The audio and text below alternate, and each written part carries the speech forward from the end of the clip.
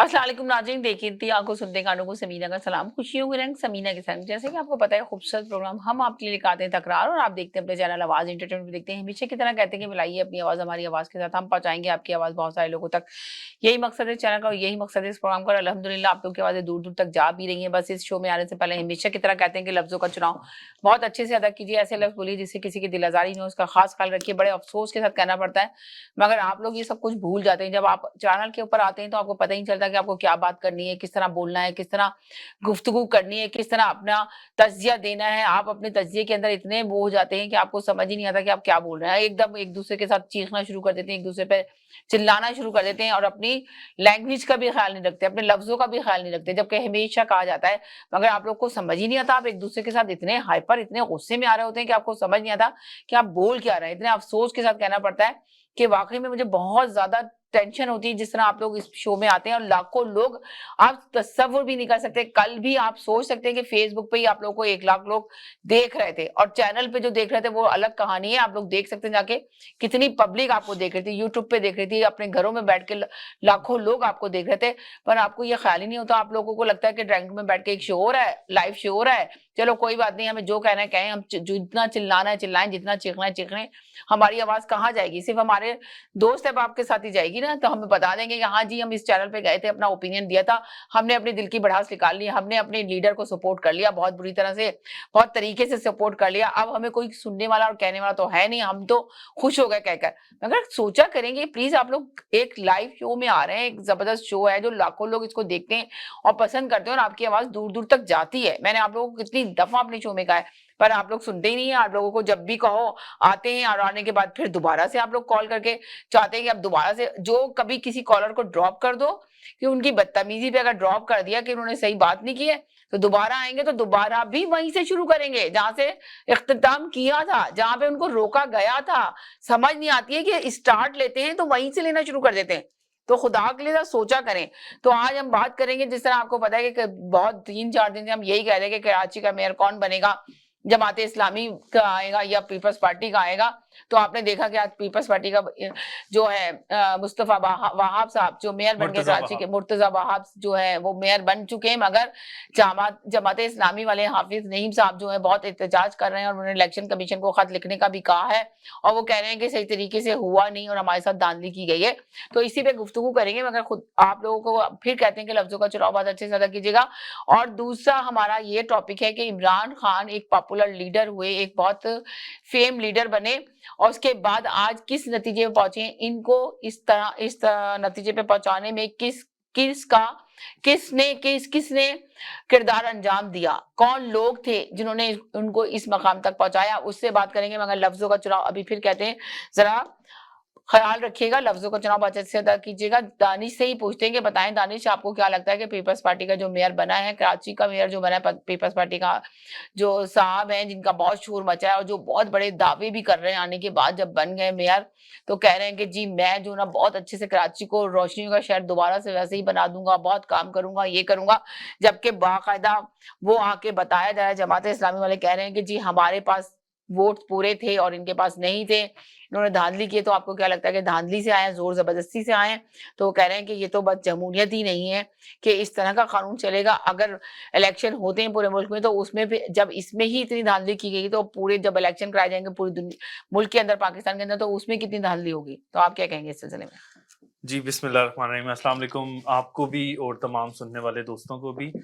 समीना, जो कराची का इलेक्शन हुआ है, अगर आप ये कहें कि इसमें धांधली हुई है, तो नहीं, धांधली इसमें बिल्कुल भी नहीं हुई। उसमें जो है यानी कि वो मुर्तजा वहाब जो है बिल्कुल आप कहें सही वोट लेकर आए। उसमें जो पाकिस्तान तहरीक-ए-इंसाफ के 30 जो वो तो बाहर दिन को आने नहीं दिया गया, नहीं, आने नहीं दिया गया। बिठा दिया उनको वो बाहर। वॉलंटियरली नहीं आए। उन्होंने कहा कि हम नहीं आएँगे। और जो आपका दूसरा सवाल है वो कनेक्टेड ऑलरेडी पहले सवाल से कि इमरान खान साहब की बर्बादी के पीछे किसका हाथ है। पहले तो ये कि आपने कहा आप कि कहेंगे कि बर्बादी नहीं, आपके इनको कहने इस का नतीजे पे आप पहुंचाने हाँ, वाले हाँ, किन किन किरदार किस ने अदा की, किस-किसका किसके किरदार है। किरदार ने लेकिन अदा किया? आपका जो आप जिस तरह से जो आज आपकी टोन थी और आप बता रही थी, आप शायद बताने की ये कोशिश कर रही थी कि इमरान खान जो है वो अपनी पॉपुलैरिटी खो चुके हैं। नहीं, ऐसा नहीं है। वो आज भी नहीं नहीं पाकिस्तान के नहीं, एक मैंने पॉपुलर लीडर हैं। बिल्कुल नहीं कहा कि पॉपुलर लीडर अभी भी है, अभी जी, कोई जी, पॉपुलैरिटी बिल्कुल। नहीं खोई है इमरान इन्होंने। खान साहब जो हैं मगर पाकिस्तान ये के कि अभी जिस नतीजे पे पहुंचे हुए हैं, जो अभी आपने देखा है, आप भी देख रहे हैं कि मीडिया में अभी इस वक्त कहाँ उनको स्टैंड कर दिया। वो खुद तो अपनी स्पीच आके जरूर करते हैं, मगर मीडिया में उनका नाम भी नहीं लिया जाता। सिर्फ उनको चेयरमैन, पीटीआई चेयरमैन कहा जाता है कि अब पीटीआई चेयरमैन अगर इमरान खान चले जाते हैं और उनको इलेक्शन में खड़े होने की इजाजत भी नहीं मिलती है, तो फिर किस तरह वो जो ना आएंगे। जी वालेकुम अस्सलाम। किस मौजू पर बात हो रही है आपके घर में आज? हमारे घर में? आपने किसी घर में फोन किया क्या? ये आपका घर ही है ना? चैनल है? घर नहीं है, चैनल है। आई नो, मुझे पता है, लेकिन मैं वैसे पूछ रही हूँ आपके घर में क्या मौजूद है?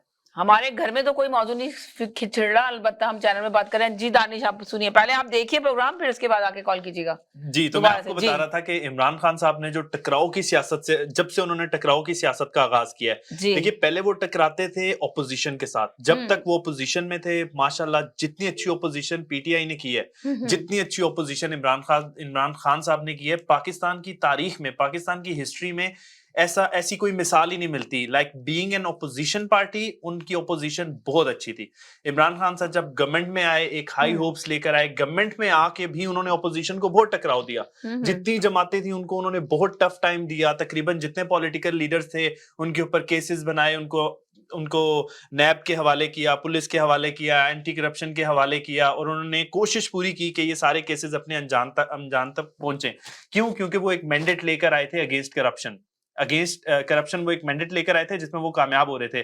लेकिन with the passage of time हुआ ये कि वो अपोजिशन को भूल गए। जब तक वो अपोजिशन के साथ सियासत कर रहे थे तो वो सियासत कर रहे थे। क्यों? क्योंकि अपोजिशन भी सियासत में है और इमरान खान साहब भी सियासत में है। तो जब तक सियासत हो रही थी तब तक रियासत से कोई टकराव नहीं था। लेकिन जिस दिन इमरान खान साहब के मुशीरों ने, वो मुशीर जो अभी ऐसे चिड़िया बनकर उड़ गए हैं, जिस दिन उन मुशीरों ने इनको मशवरा दिया कि नहीं खान साहब, आप जो है वो सियासी हरीफों के साथ ना टकराएं, हम एक काम करते हैं कि हम रियासती इदारों के साथ लड़ते हैं, हम रियासती इदारों के साथ टकराव करते हैं, हम एक काम करते हैं, हम इस्टेब्लिशमेंट पे हमला करते हैं, हम जाकर कौमी तंसीबात पे हमला करते हैं, हम जाते हैं और हम जो अपनी सियासत का रुख है वो सियासतदानों से हटा देते हैं, सियासी पार्टियों से हटा देते हैं, और हम रियासत की तरफ गामजन हो जाते हैं, और जो हमारा जो टकराव है वो रियासत और रियासती इदारों के साथ हो जाएगा। तो उस दिन से इमरान खान की सियासत में एक बेपनाह जवाल जो है वो शुरू हो गया। और वो जवाल ऐसे शुरू हुआ कि रियासती इदारों के साथ टकराव ने उनकी सियासत को दिन ब दिन नीचे लाना शुरू कर दिया। लेकिन फिर भी अवाम में उनकी पॉपुलैरिटी बढ़ती गई।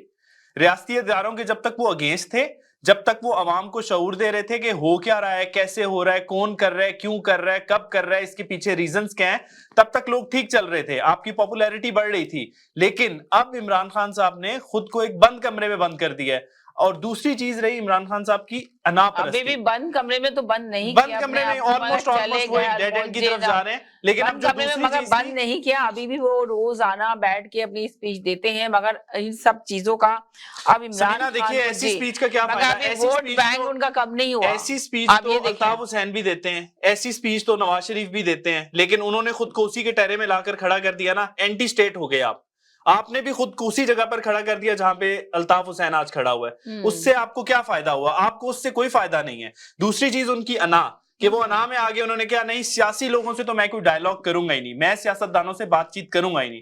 ये मगर वो बाद में जब उन्होंने बात करना चाहिए तो वो सियासतदानों ने बात नहीं करी। तो पहले आप भी तो नहीं कर रहे थे ना। अब जब आपकी बारी आई, आप कहते हैं आओ टेबल पे बैठे बात करें, तो फिर अब वो बैठने पे राजी नहीं है। अगर आपकी पहले अना नहीं होती, जब देखें शहबाज शरीफ जब लीडर ऑफ ऑपोजिशन थे नेशनल असेंबली में, उन्होंने कहा था कि मिसाके मुईशत को साइन करें, चार्टर ऑफ इकोनॉमी पे साइन करते हैं, आप आइए एक चार्टर ऑफ इकोनॉमी साइन करते हैं। वो एक बेहतरीन मौका था कि गवर्नमेंट और ओपोजिशन एक साथ बैठते, मुल्की मफादात पे बात करते, बताते कि हालात बद से बदतर हो जाए, चाहे कुछ भी हो जाए, सियासी हालात बद से बदतर हो जाए, लेकिन मईशत पर, आपकी इकोनॉमी पर कभी भी समझौता नहीं होगा।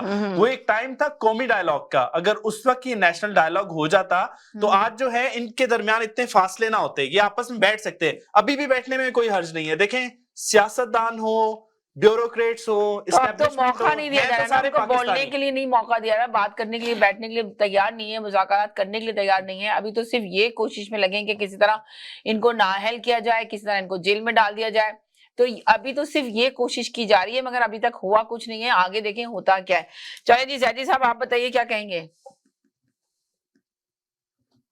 हेलो,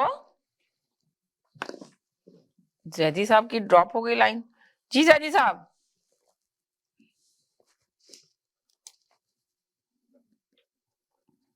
जी साजिद साहब आप बताइए, इनकी ड्रॉप हो गई लाइन शायद, मुझे लगा। हेलो तमाम देखने वाले सुनने वाले आपको दानिश को सब लोगों को मेरा सलाम जी जी। वालेकुम अस्सलाम। जो बहन जी मेरी बहन पहले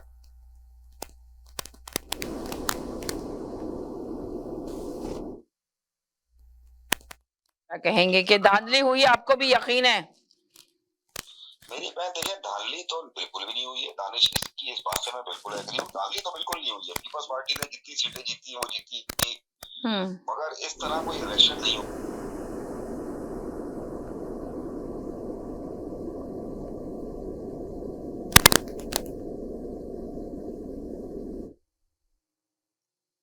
क्योंकि मेरी बहन जो, अगर आपको याद हो, उमर शरीफ मरहूम का एक लतीफा होता था कि पाकिस्तान की पुलिस वो है, पुलिस के बारे में था कि वो हिरन को पकड़ के लाती थी और बाहर निकल के हिरन कहता था मैं हाथी हूँ। तो ये इसी तरह की मेयर जो बने हैं मुर्तजा वहाब, तो ये उसी तरह की चीज हुई है मेरी बहन। देखिए हक जो था वो जमात इस्लामी का था, इसमें कोई डाउट नहीं जी। इसमें कोई शक नहीं है। मगर ये बात आपके प्रोग्राम में हम लोग 3-4 दिनों से ही बात कर रहे हैं कि कुछ भी हो जाएगा पन्ना जी। मुर्तजा वहाब को है, क्योंकि वो लोग गिरफ्तार हुए हैं, उनको बिठाया हुआ है। आपको बता दिया था लेफ्टिनेंट में SSI जी 23 लोगों को तो इजाजत नहीं दी गई, जबकि पीटीआई ने कहा था जी हम साथ मिल जाएंगे, मगर पीटीआई के बंदों को 30 बंदे अगर आ जाते तो आप सोचे मुर्तजा वहाब नहीं आ सकते थे, मगर 30 बंदों को आने ही नहीं दिया गया। आप देखिए ना मेरी बात, 171 और 161 का फर्क है जी। 171 मुर्तजा वहाब को मिले, 161 जो है वो हाफिज रहमान को मिले। जी जी जी जी जी जी। हाफिज नईम को मिले, ठीक है ना। अब ये चीज है। दूसरी बात, जहां तक आप इमरान खान की, अब आपने जहां तक बात करी मेरी बहन कि इमरान खान की सियासत का, अभी आपसे मैं, अगर आपको याद हो, आपके कब से मैं प्रोग्राम में बोले जा रहा हूँ कि वकला की तंजीम जो है वो अब उठने वाली थी, क्योंकि मेरी बहन। तो आपने देखा नहीं ना, बुकला ने तो आज खुद इस्तेजाज किया, आके कहा कि जी जिन्होंने भी ये करा है और जिनका भी इसमें हाथ है, तो शहदाओं की चीजों को जलाया गया, उनकी निशानियों को मिटाया गया, तो उनको हम सजा देंगे। और हम बड़े अफसोस के साथ कह रहे हैं कि इसमें किसका हाथ है। तो मेन चीज ये कि हाथ किसका है, अभी तक तो यही कह रहे हैं कि पीटीआई की पार्टी के लोगों ने करा है ये सारा काम।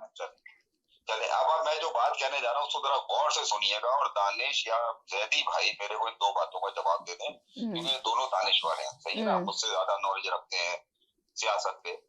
आप ये बताइए कि जो ये अभी वो जो है सैयद साहब भी आ गए, सैयद साहब भी आ गए, वो आपका जवाब देंगे, वो कह रहे हैं मैं दूंगा।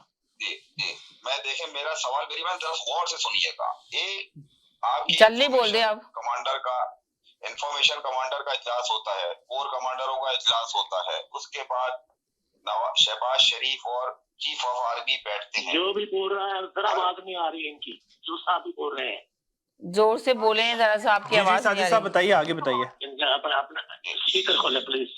जी तो मेरी बहन, मेरा सवाल ये बनता है कि जब वो इन चीजों में ये बोल रहे हैं कि वो जब इन सारी चीजों के बारे में बोल रहे हैं, हमारे पास पूरे ठोस सबूत मौजूद हैं, यही बोला गया ना कि पूरे ठोस सबूत मौजूद हैं, ये बोला है ना मेरी बहन जी। इससे तो कोई दूसरी राय नहीं है, इमरान खान ने किया है, इसमें कोई राय नहीं है, सारे सबूत मौजूद हैं। तो फिर ये ट्रायल क्यों हो रहा है, ये डायरेक्ट सजा क्यों नहीं हो रही इमरान खान को? सवाल तो मेरा ये बनता है कि अगर आपके पास सबूत मौजूद है, एक ब्रिगेडियर बैठ के इसका ट्रायल क्यों करेगा? बात तो ये बनती है ना मेरी बहन। तो ये जितने भी आपके काले कोड वाले वकला हैं, जो आपकी अदालत है, फिर ये सब खत्म कर देनी चाहिए।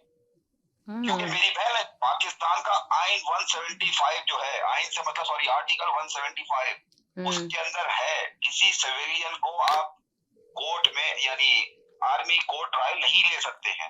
सिर्फ 2 आदमियों का पाकिस्तान की तारीख में हुआ था, सिविलियन की बात कर रहा हूँ। एक का नाम था लियाकत हुसैन और दूसरे का नाम था खुर्शीद आर्मी, ऐसे कुछ नाम था उसका जो मुझे याद नहीं आ रहा है, आर्मी या खुर्शीद आर्मी।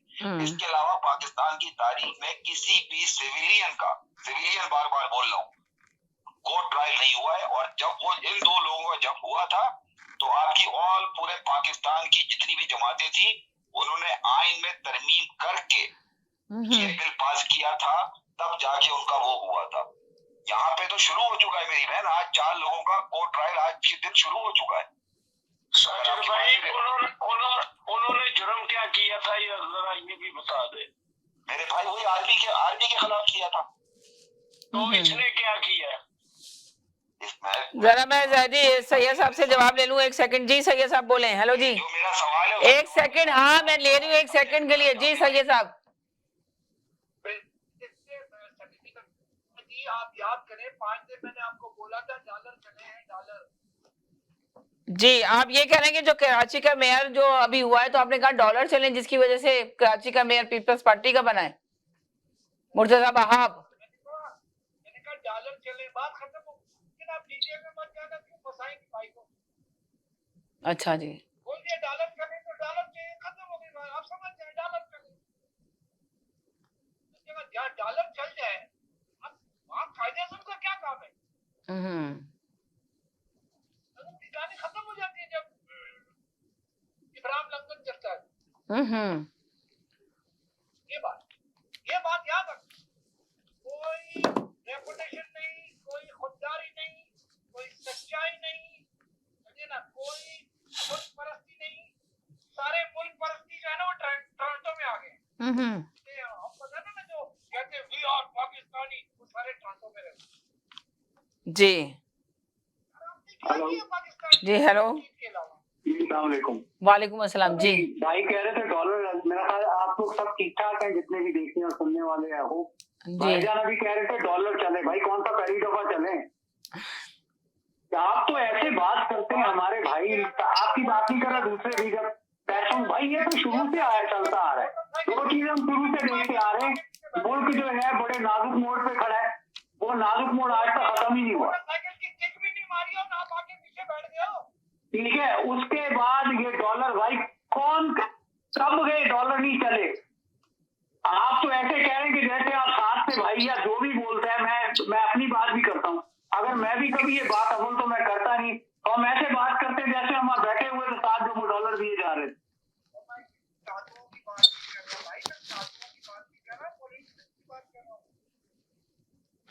यार अब क्या कह सकते हैं, देखें हमारे पास कोई हम कॉन्स्पिरेसी थ्योरी फैलाते रहते हैं। तो अच्छा, तो आप बताएं कि ये मुर्तजा वहाब जो बने हैं मेयर कराची के, तो क्या आपको लगता है कि ठीक बने या धांधली हुई है मैं उनका? आपको एक बात बताऊं, जितना गंदे हो चुके हैं ना ये सारे सियासतदान, मैं आपको सबकी बात कर रहा हूँ जी।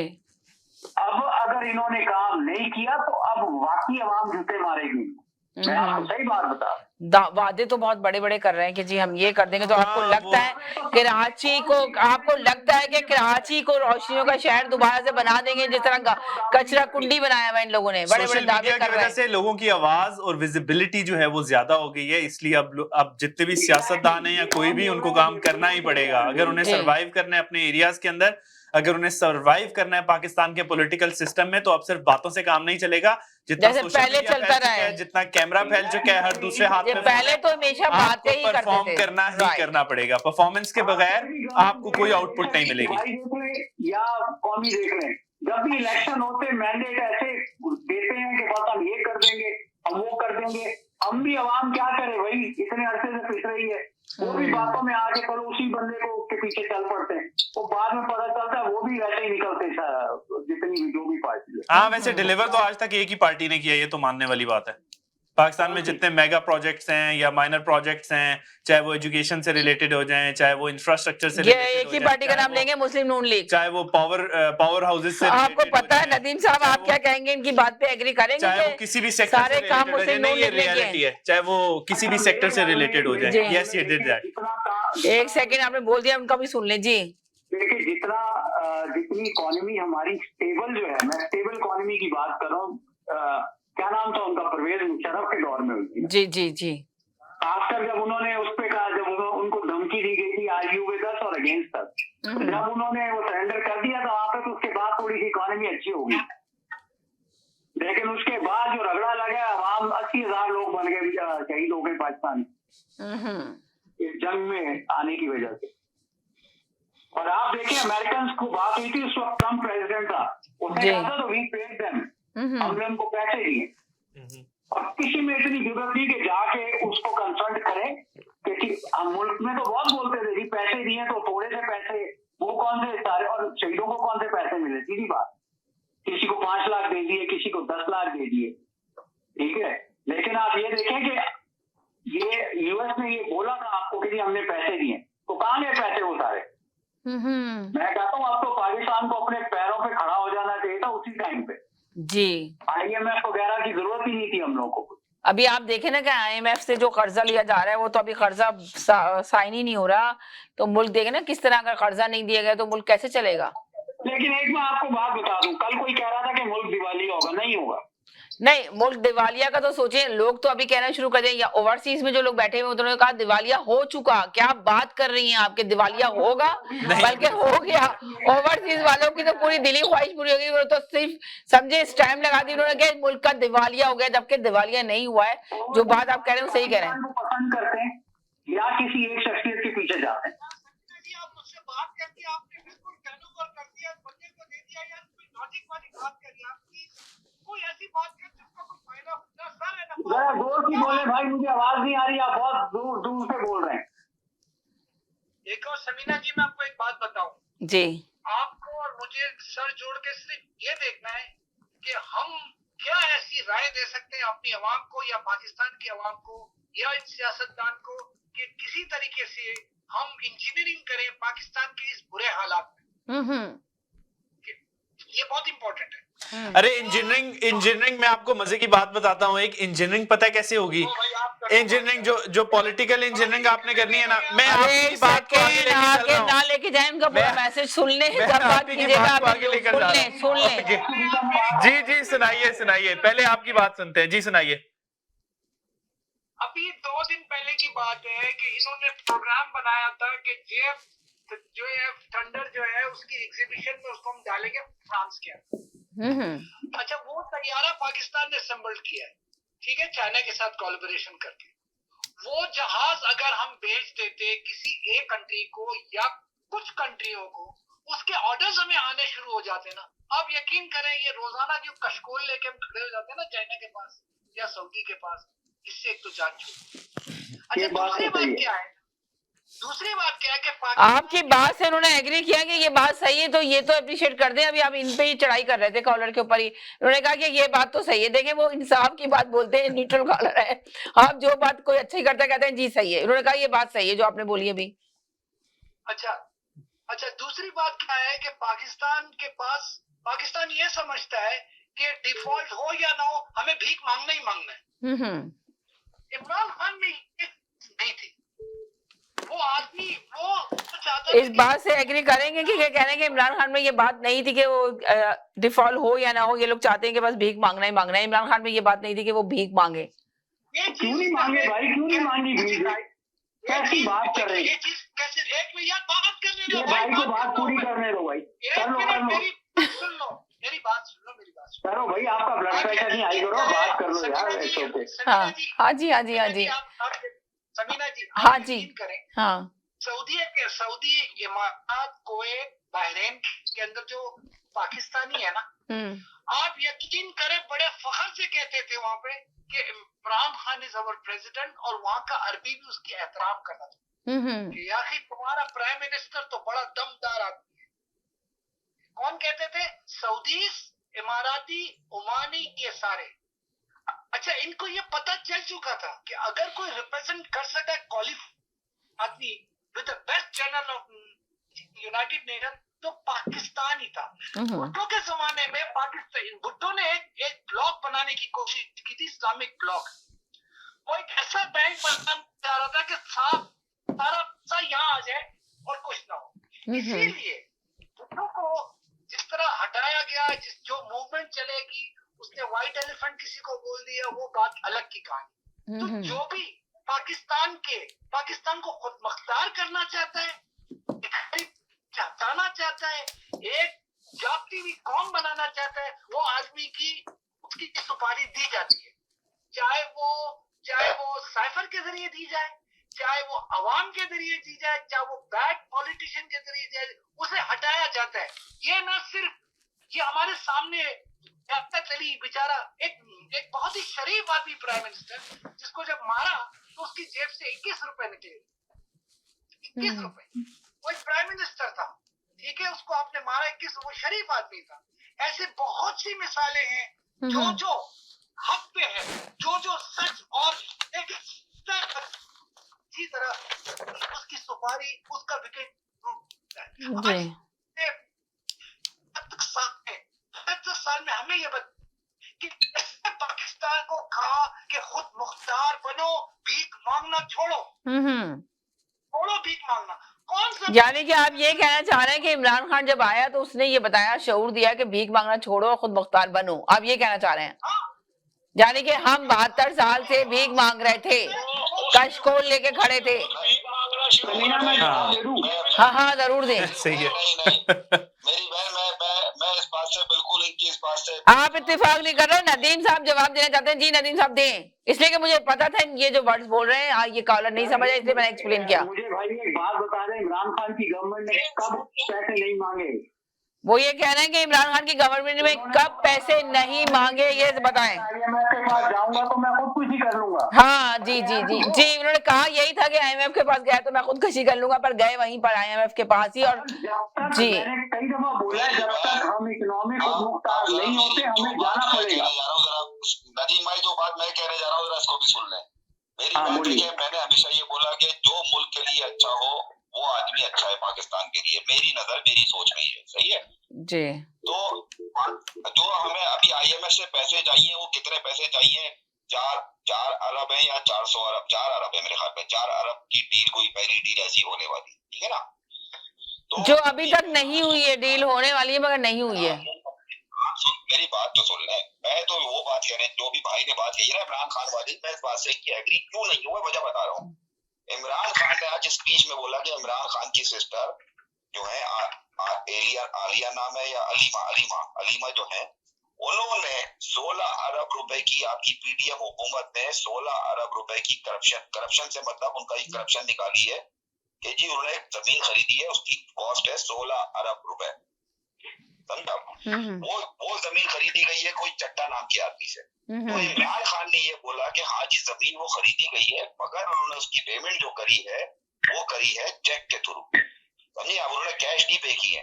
तो मेरा सवाल ये बनता है मेरी बहन कि हमारे मुल्क को सिर्फ 4 अरब रुपए चाहिए और हमारे हुक्मरान जो है वो 16 अरब की जमीनें खरीद रहे हैं। वही मैं तो इमरान खान की बात करूंगा क्योंकि मैं इमरान खान को फॉलो करता हूँ, सही है ना? उनकी बहन अगर ये काम कर रही है तो इमरान खान इस बात पे क्यों नहीं एतराज उठा रहे कि भाई जो पैसा आप जमीन ले रहे हो वही पैसा अगर आप अपने मुल्क में लगा दो, हमारा मुल्क खड़ा हो जाए, तो उसमें इमरान खान का भी नाम होगा, इमरान खान की बहन का भी नाम रोशन होगा। वो कह रहे हैं आपके पास इंफॉर्मेशन गलत है, सुन तो लें। वेरी गुड,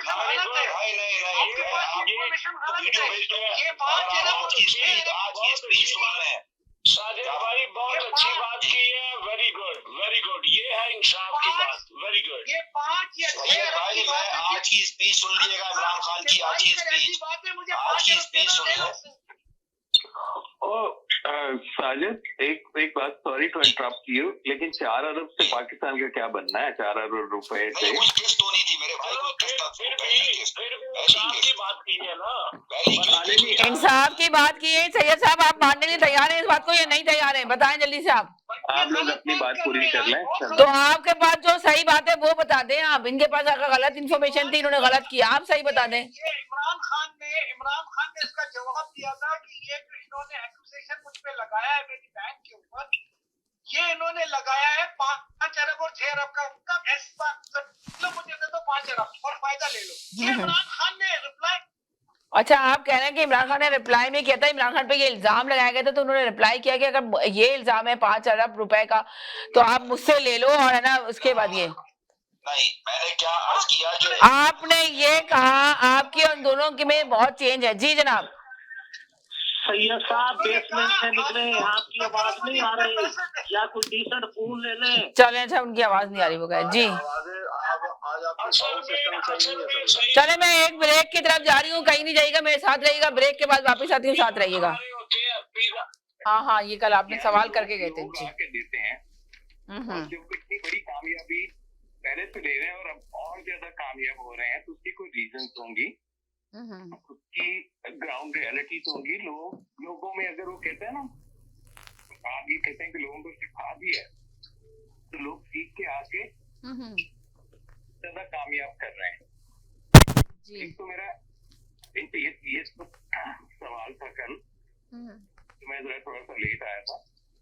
दूसरा, मैं अभी इनसे ये बात कर रहा था कि आज़रबाईजान देखें, जो ग्रास रूट लेवल पे जो काम होते हैं ना, वो आज जो गवर्नमेंट ने किया, जो LNG जो आ रही है पाकिस्तान में,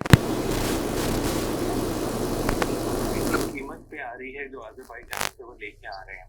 भाईजान भी तो है ना, फिर ऑयल जो आ गया, इतने टन ऑयल आ गया है, उसके प्राइस एक्सपेक्टेड थे कि सस्ते होंगे, लेकिन नहीं सस्ते किए, उसकी भी कोई रीजन होंगी। और अभी बात हो रही थी, साजिद भाई IMF की बात कर रहे थे कि IMF से पैसे मिलेंगे या नहीं मिलेंगे। IMF से पैसे मिलेंगे, लेकिन उसका एक नेक्सस है, या उसको ये कह लें, USA ने थोड़ा सा वहां पे उनकी अपनी रिजर्वेशंस होंगी, क्योंकि चाइना जो है वो पाकिस्तान को, चाइना ने यकीन दिला दिया पाकिस्तान को कि अगर आपको IMF से भी पैसे नहीं मिलते तो हम आपकी मदद करने के लिए तैयार हैं, क्योंकि वो भी रियलाइज कर रहे हैं सिचुएशन को और वो पूरा देख रहे हैं। लेकिन इकोनॉमिक कंडीशन जो जितनी बुरी थी उसमें से निकल आए हैं, और ये जो ग्रास रूट लेवल के लिए काम है ना, इनको हमें हर सूरत में अप्रिशिएट करना चाहिए। और साजिद भाई की एक बात मैं आज बहुत खुश हुआ हूँ कि उन्होंने वो कहा कि उनकी बहन ने जो जमीन खरीदी, जितने पैसे दिए, वो अगर पाकिस्तान के लिए उसमें से थोड़े पैसे भी वक्त कर देते या पाकिस्तान के लिए वो दे देते, तो शायद पाकिस्तान मुश्किल से निकल आता। लेकिन 4 अरब रुपए से तो कुछ भी नहीं होता। वो शायद मिस्टेकनली उस फिगर को उन्होंने कोट किया। तो बाकी जो आपका सवाल है समीना, इमरान खान की बर्बादी के पीछे किसका हाथ है, तो किसी का हाथ नहीं, उस इंसान का खुद ही हाथ है। उसने ओवर एस्टिमेट कर लिया, उसने टेकन फॉर ग्रांटेड ले लिया हर चीज को कि हर चीज उसकी मर्जी के मुताबिक चलेगी, और हर चीज में जो है वो हर चीज पे वो छा जाएंगे और कंट्रोल हासिल कर लेंगे। और यही चीज जो उनकी सोच थी और यही जो उनका बयानिया था, वो उनको खुद ही लेके डूबा है। चले आप जैदी भाई से बात कर लें, कितने लोग और इंतजार जी कर रहे हैं। जी जनाब, जी बोलिए जैदी साहब आप। जी सर, हाँ जी, आपको और तमाम सुनने और देखने वालों को मेरा सलाम। जी वालेकुम तीन अस्सलाम। चीजों को आगे पीछे से बता दूं।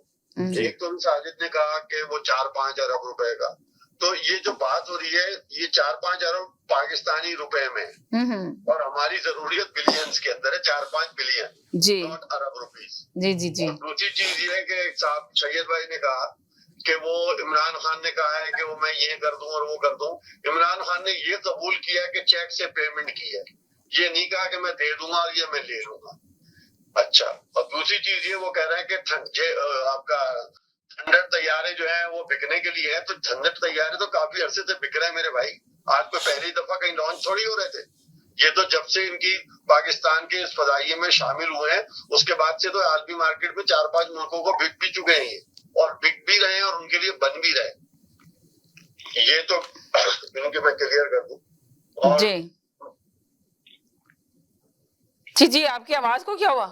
अच्छा, बीच में ऐसा लगा कि आवाज एकदम कट गई। नहीं, आपने स्टॉप ही कर दिया बोलते बोलते। अच्छा, और दूसरी आप जो ये कह रही हैं कि इमरान खान के बारे में आपने कहा सवाल।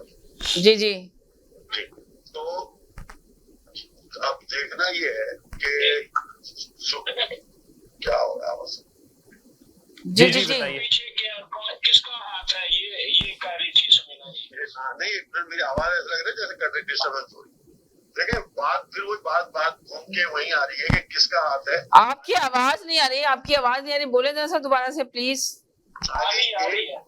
खाली एक चीज शामिल नहीं है इसमें, इमरान खान की इस पोजीशन तक में आने में या उनकी नाकामी में या उनके तनाव होने में या उनकी नाकामियों में, बहुत सी चीजें उसके साथ शामिल हुई हैं। उसमें उनकी कुछ कर्म इल्मी, कुछ उनका हर एक की बात को सुन लेना या उसकी बात को पूरा ले लेना, फिर उनको वो लोग जो उनको अपने तौर पे इस्तेमाल कर रहे थे, उनको अपने बहुत करीबी हल्के में उन्होंने शामिल कर लिया। और मेरे ख्याल से उससे ज्यादा बड़ा चैप्टर जो है वो उनको पंजाब के वजीर आला की सूरत से मिला, जहां से उनकी परेशानियों का आगाज हुआ। बुज़दार को ना वो 3-4 आदमियों के कहने पे वो वजीर आला बनाते, ना उनकी परेशानियों में इजाफा होता और ना हालात यहाँ तक आते।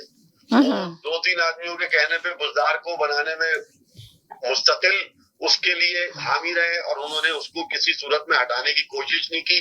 यहाँ से इनके ताल्लुकात भी बिगड़ने शुरू हुए और इनके लिए मुश्किलात में भी इजाफा हुआ, क्योंकि उसी ओहदे के लिए आपको मालूम है कि 3-4 लोग तैयार थे कि हमें ये ओहदा मिल जाए, उन्हीं के अपनी पार्टी के थे, जिसकी वजह से उन तीनों में आपस में रस्साकशी भी रही, एक दूसरे से नाराज भी रहे और पार्टी को अंदर अंदर कहीं ना कहीं वो नुकसान भी पहुंचाते रहे। जी। बाद में बात एक असद उमर ने भी कही थी कि कोई कुछ कहता है, इधर की बात उधर होती है, तो वो इस किस्म की बातें थी कि जिनको वो अपने स्पोकमैन बना के आगे पीछे करते थे, वो आगे कुछ कहते थे और वापस आगे कुछ होता था। यानी कि आप ये कहना चाह रहे हैं कि जिनसे वो बात करते थे अपनी पार्टी के लोगों को, वो मगर आगे बयानिया कुछ और चेंज करके बोल देते थे, जिसकी वजह से गलत जो होते थे इमरान खान नजरों में आ जाते थे कि इमरान खान ने दिया है। जितने भी बयानात इमरान खान देते थे तो वो आगे दूसरे लफ्जों में दिए जाते थे, ये कहना चाह रहे हैं आप? बिल्कुल, उनको कम इल्मीन में रखा गया और वो अपनी जमात पे कंट्रोल नहीं रख सके, वो काबू नहीं रख सके अपने जमात के अहदेदारों पे, और वो कुछ से तो दूर होते चले गए और कुछ को बहुत उन्होंने अपने इन सर्किल कर लिया और इन सर्किल में उन लोगों ने, जैसे आपने देखा होगा, जैसे अच्छा आप ये मुझे बताएं कि ये जो इस्तेकाम पार्टी है, जो पाकिस्तान इस्तेकाम पार्टी बनी है, इसका क्या आप देखते हैं कि ये मुस्लिम नून लीग के साथ शामिल हो जाएगी, मुस्लिम नून लीग इनके साथ, या पीपल्स पार्टी के जो है पीपल्स पार्टी जीतेगी आएगी इलेक्शन के अंदर, या दोनों मिलके आएंगे इस्तेकाम पार्टी और ये मुस्लिम नून लीग? इसलिए कि पीपल्स पार्टी और नून लीग में आपस में बहुत इख्तलाफात होने शुरू हो गए अभी से। ये इख्तलाफात कुछ भी नहीं होंगे, आप देख लीजिएगा, ये सब कुछ हमें और आपको दिखाया जा रहा है, ये कोई इख्तलाफात नहीं होंगे, इनके अंदर आपस में म्यूचुअल अंडरस्टैंडिंग है और ये उसी के तहत आगे चलेंगे। हम और आप देखते रहेंगे कि क्या हो रहा है, लेकिन काम वही होगा जो ये चाह रहे हैं। कहते हैं कि शहबाज शरीफ ही रहेंगे, चाहे कुछ भी कर लें, वजीर आजम जो है पाकिस्तान के शहबाज शरीफ ही रहेंगे, इलेक्शन चाहे अभी हो या बाद में हो। इलेक्शन मुस्लिम नून लीग तो चाह नहीं रही, मगर पीपल्स पार्टी चाह रही है कि इलेक्शन अक्टूबर में हो जाए। मेरा सवाल आप ही से जैदी साहब, मगर मुस्लिम नून लीग नहीं चाह रही कि अभी इलेक्शन हो, वो 2 साल तक भी इलेक्शन नहीं चाहती। मुस्लिम लीग नून इसलिए 2 साल तक नहीं चाहती कि वो शहबाज शरीफ रहे जी, लेकिन पीपल्स पार्टी इसलिए चाहती है कि उसको अपने वादा पूरा करवाना है। तो ये बताए ना कि होंगे नहीं होंगे, क्या देख रहे हैं आप सियासत के अंदर? आपकी जरूरत है आलमी मार्केट में, बैनुल-अक़वामी दुनिया में, अगर आप इलेक्शन नहीं करवाते तो इमरान खान का बयानिया मजबूत होता है कि वहाँ इलेक्शन नहीं हो रहा है, वहाँ इजारादारी है, मखसूस टोले को रखा गया हुआ है, रेजिम चेंज है, तो उनके बयानी को तक़वियत पहुंचेगी ना। तो इलेक्शन अब आपके मुल्क की जरूरत है जी। इलेक्शन अक्टूबर में नहीं होते तो वहीं इस साल के आखिर में, नहीं तो अगले साल के शुरू में कहीं। जैसे कि आपको पता है कि अगस्त तक तो ये गवर्नमेंट जाने वाली है, इसका टाइम तो पूरा हो गया, तो फिर क्या देखते हैं जी? अगर ये मुद्दत पूरी करने के बाद गुजारेंगे तो केयर टेकर आएगी और वो 60 दिन के अंदर इलेक्शन करवाएगी। 90 दिन ये 2 दिन 3 दिन पहले ये तोड़ देते हैं कौमी असम्बलियों को और रिजॉल्व कर देते हैं, तो फिर 3 महीने का वक्फा मिलेगा, फिर 90 दिन के इलेक्शन कराने होंगे। तो अब इनकी ये हिकमत अमलियां चल रही हैं कि कौन सी पोजीशन को अपनाया जाए, क्योंकि इन्हें ये भी देखना है कि हमने सदर की विकेट कैसे गिरानी है, हमने चीफ जस्टिस को कैसे हटाना है, क्योंकि एक हाफिज तो आ गया है, अब काजी की बारी है, तो काजी भी आ जाएगा। तो बहुत सी चीजें जिसकी बारे हम और आप कहते हैं ना कि ये क्यों नहीं हो रहा, ये जल्दी क्यों नहीं हो रहा, इलेक्शन क्यों नहीं करवा देते, गिरफ्तार क्यों नहीं कर लेते, तो ये सारी चीजें उनको मालूम है, इस पे उनकी वर्किंग हो रही है। वक्तन फवक्तन हम और आप हम सारी किस्तें एक साथ नहीं देखे ना, आहिस्ता आहिस्ता करके किस्तें देखें तो आपको मजा आएगा ना प्रोग्राम के अंदर। तो आहिस्ता आहिस्ता आपको ये चीजें नजर आती जाएंगी कि मिलिट्री कोर्ट्स के अंदर चलेगा या सिविल कोर्ट में चलेगा। एक चीज तो क्लियर कर दी चीफ ने कि जनाब औरतों को किसी औरत का केस जो है ना मिलिट्री कोर्ट्स के अंदर नहीं चलेगा। अब बकिया चीजें ये होनी है कि जिन लोगों की शनाख्त हुई है, जिन लोगों को पकड़ा गया है, जैसे अभी कल का खबर है कि पेशावर में रेडियो पाकिस्तान का दरवाजा जिसने 9,000 रुपए का लेके बेचा था उसको भी पकड़ लिया, वो भी पीटीआई का निकला, और लोगों की शनाख्त हो रही है। तो ग्राउंड मगर आपको लगता है, आप कह रहे हैं कि उनकी शनाख्त हो रही है, तो आपको क्या लगता है कि जो पीटीआई के लोगों को जबरदस्ती, जिस तरह आप देखा कि पार्टी को छोड़ा, आज भी आपने सुन रहा होगा कि कितने लोग पार्टी छोड़ के चले गए, तो आपको क्या लगता है कि पार्टी से लोगों को हटवाया जा रहा है जबरदस्ती करके, या पार्टी खुद लोग छोड़ के जा रहे हैं? पीछे सब कौन करवा रहा है ये सारे काम जो हो रहे हैं? सुन लेंगे जी, इसमें दोनों चीजें शामिल। इसमें एक वो लोग, जैसे अभी दानिश ने कहा कि इमरान खान की अभी भी पॉपुलैरिटी तो खत्म नहीं हुई, लोग छोड़ के भी चले गए, मगर वो पॉपुलर तो अभी भी है, उनका वोट बैंक तो अभी भी मौजूद है। तो फिर आपको क्या लगता है कि ये जो बड़ी ताकतें हैं जो चार ये करना ये काम सारा, तो उनको नजर नहीं आ रहा है कि इमरान खान का वोट बैंक नहीं खत्म हुआ, किसको लाना चाह रहे हैं? जी, अच्छा देखें, इसमें दो चीजें शामिल है। एक वो लोग हैं जो छुड़वाए जा रहा है, जिनसे पीटीआई को छुड़वाया जा रहा है जी, और एक वो लोग हैं जो हवा बदलती हुई देख रहे हैं। उन्हें नजर आ रहा है कि अब हवा का रुख क्या है। ये वो हैं जो मफाद परस्त लोग हैं, वो अपनी तो यानी कि आप ये कह रहे हैं कि जो मफाद परस्त लोग थे वो चले गए, यानी कि जो जा रहे हैं, जी जा रहे हैं, ये खत्म नहीं हुआ ना अभी सिलसिला। वही तो बता रही हूँ कि सिलसिला तो नहीं खत्म हो रहा, स्टॉप नहीं हो रहा। जितने लोग हैं दूसरे एरिया से सब छोड़ के जा रहे हैं, सबके नाम दिए जा रहे हैं कि जी इन्होंने आज पार्टी छोड़ दी, आज इन्होंने छोड़ दी। जी, यही तो मैं आपसे कहने की कोशिश कर रहा हूँ कि लोगों को जो ऐसे जैसे पता चल रहा है, सब इस वक्त सबकी कोशिशें हैं ये मालूम करें कि फोरकास्ट क्या है, कौन सी पार्टी जीतने वाली है, किस पार्टी के हक में हवा चल रही है। तो ये सारे आहिस्ता आहिस्ता वहां राब्ते अपने बना रहे हैं। इनको नजर आ रहा है कि अब वजीर आजम किस तरफ से बनेगा, तो ये अंदरूने खाना उन लोगों से राब्ते कर रहे हैं और यहाँ से अपनी जान छुड़ा रहे हैं। जिस तरीके से ये पहले अपनी जानें छुड़ा के यहाँ आए थे, इसी तरीके से अपनी जानें छुड़ा के वहां चले जाएंगे। तहरीक ये जो इस्तेकाम पाकिस्तान जो बनी है, ये किसी एक जगह सपोर्ट करेगी पंजाब असेंबली का। अगर आप देखें ना, जहांगीर तरीन जो है उनको तो नायल किया गया है ना, तो नवाज शरीफ को भी नायल किया गया है। तो आप बताएं कि ये दोनों मिलके जो आपस में मिलना चाह रहे हैं, दोनों एक पार्टी बनाना चाह रहे हैं, नून लीग इनमें शामिल होना चाह रही है, तो फिर कहाँ स्टैंड कर रहे हैं ये लोग, ये मुझे जरा बता दें। जी, जहांगीर तरीन पार्टी का कोई उम्मीदवार है? जहांगीर यहाँ भी आएगा तो दूसरे लोग जो है ना सुनीता जी, इलेक्टेबल्स हैं उसमें जो मेनली। ये बताएं, जहांगीर तरीन ओहदेदार है उस पार्टी का? नहीं, तो फिर इलेक्शन तो नहीं लड़ सकता ना फिलहाल। इलेक्शन तो नहीं लड़ सकता, यही तो सवाल है। तो फिर बनाई देखें उस पार्टी के बारे में यही बात हो रही है कि वो पार्टी अभी बनाई क्यों है, उसका मकसद क्या है, वो पार्टी का मकसद कुछ नजर नहीं आ रहा, वो क्यों बनाई गई है, क्यों आया है, अभी तो उसको सही से लॉन्च भी नहीं किया इन लोगों ने। असल में जो इलेक्टेबल्स थे वो तीनों पार्टियों में से तो जाके चने। अब आप ये देखें ना कि जो वहाँ मौजूद थे तो वो तो सर झुका के बैठे हुए हैं, जिनको बनाया गया है। आप एक सवाल बना के थोड़ा सा टाइम तो ले लिया करें, एक सवाल बोल के टाइम ले लिया करें कि आपको जवाब तो आ गया ना। आप दूसरा सवाल तो एक से दम वो कामयाब हो गए थे। नहीं, अगर जहांगीर तरीन ने एक पार्टी बनाई है तो उनको टाइम तो लगेगा ना, डेफिनेटली। बाकी अगर एक मैच होता है तो जिस टीम को एंटर ही ना किया जाए, मसलन इमरान एंटर नहीं होगा तो वो कब कैसे जीतेगा, जिसको खेलने नहीं दिया जाएगा। भले जहांगीर तरीन आ जाए, कोई भी आ जाए, जब उसको ग्राउंड में ही नहीं आने नहीं दिया जाएगा तो वो भले उसके वोट बैंक कितना भी हो, उसको फायदा तो कोई नहीं ना होगा इमरान खान को। अच्छा, अब मैं ये कह रहा हूँ कि देखें, ये वो पार्टी होगी जो पंजाब के अंदर कुछ सीटें लेगी। तहरीक इस्तेकाम पाकिस्तान को जो सीटें मिलेंगी वो पंजाब से मिलेंगी और वो पंजाब की गवर्नमेंट के लिए मदद करेंगी। वफाक में उसका इतना किरदार नहीं होगा और पंजाब के अंदर हुकूमत इस दफा नवाज शरीफ को मिली, उनकी पार्टी को मिली, जो हालात नजर आते हैं, क्योंकि उनकी 160, 140, 50 सीटें तो उनकी थी ना।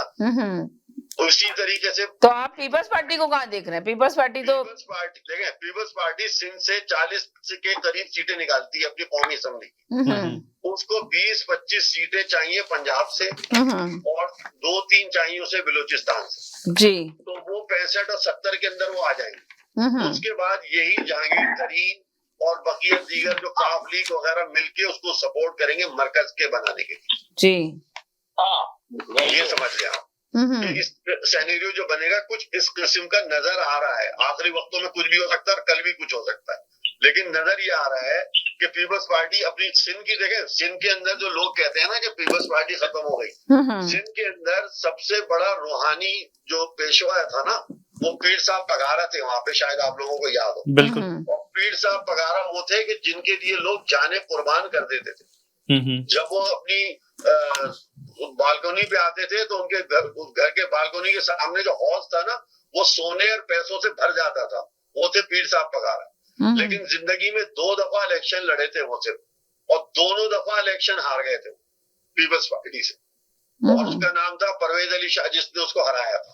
और पीर साहब कहते थे मेरी समझ में नहीं आ रहा क्या फरिश्ते वोट डालते हैं आके।